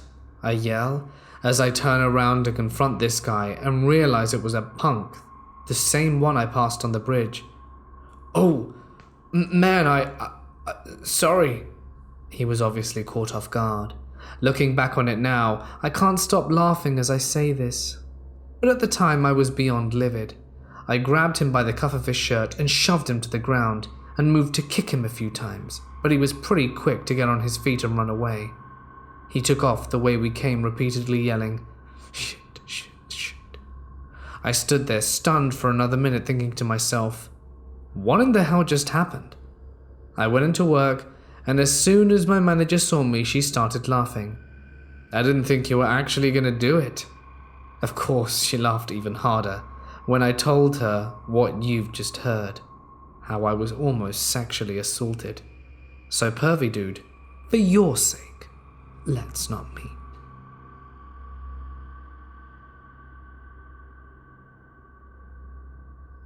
When I was around 16, I was coming home from the south of France to London via coach. It was an overnight trip, and I've always struggled to sleep when traveling, so sometime in the middle of the night, I'm sat there awake while the passengers slept. I was sitting towards the back of the bus, just behind the stairs to the toilet, but on the opposite side. I happened to glance over towards the stairs and saw two figures looking out of the window. The thing is, and I know this sounds crazy, they were level with the floor of the bus. But where they stood, they should have been about 3 feet lower with the level of the bus. The figures were what I can only describe as ghostly, and although I didn't see their face, I felt like they were female. I also got a sense that they were sad, and maybe from a period of time of the past. I can't explain how or why I could feel this, and over the years I've tried to rationalize what I saw. I know for sure I didn't fall asleep, but I can't explain it. I'm not saying I believe in ghosts or an afterlife or anything like that. I do wonder though whether perhaps someone died on that stretch of road. Of course, no one believes me, but I know what I saw, and it was pretty creepy.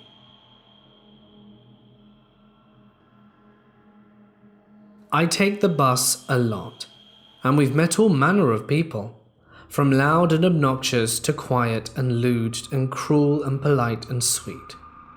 I'm disabled and have a service dog who is honestly the sweetest thing to ever walk on 4 paws. She's a Labrador mix called Raven. Now my service dog Raven completely ignores most people and barely acknowledges the existence of the rest. And that's good. That's honestly very good. But today for some reason she made a sound out of her face that I've never heard from her before. It sounded like a woo woo woo. It wasn't a bark, as her bark is very pronounced, and it wasn't a howl. There was this exceedingly creepy dude that was muttering to himself that came over to stand with us at the bus stop to wait for the bus. He was just mumbling, no earbuds, no headphones, no anything. He sat in the cold snow right next to where Raven had just urinated, and he sat beside it. He walked in circles, kicked over a few cans, all the while mumbling quietly to himself. Throughout all of that nonsense, Raven ignored him, right up until he started to approach me on my deaf side. And then she turned on her head towards him and made this little woo woo woo noise, not loud or vicious, or anything like a normal dog would do. She stood there by my side, turned her head to look at him, and continued making that noise. And when I looked back at him, he backpedaled. Now she did this every time he tried to approach me, and right up until the bus came, and she stopped, and we got on, and then the creepy dude got on too, but she didn't make it again once we got on the bus. Thankfully I haven't seen him since, but quite honestly, I wouldn't want to meet him again.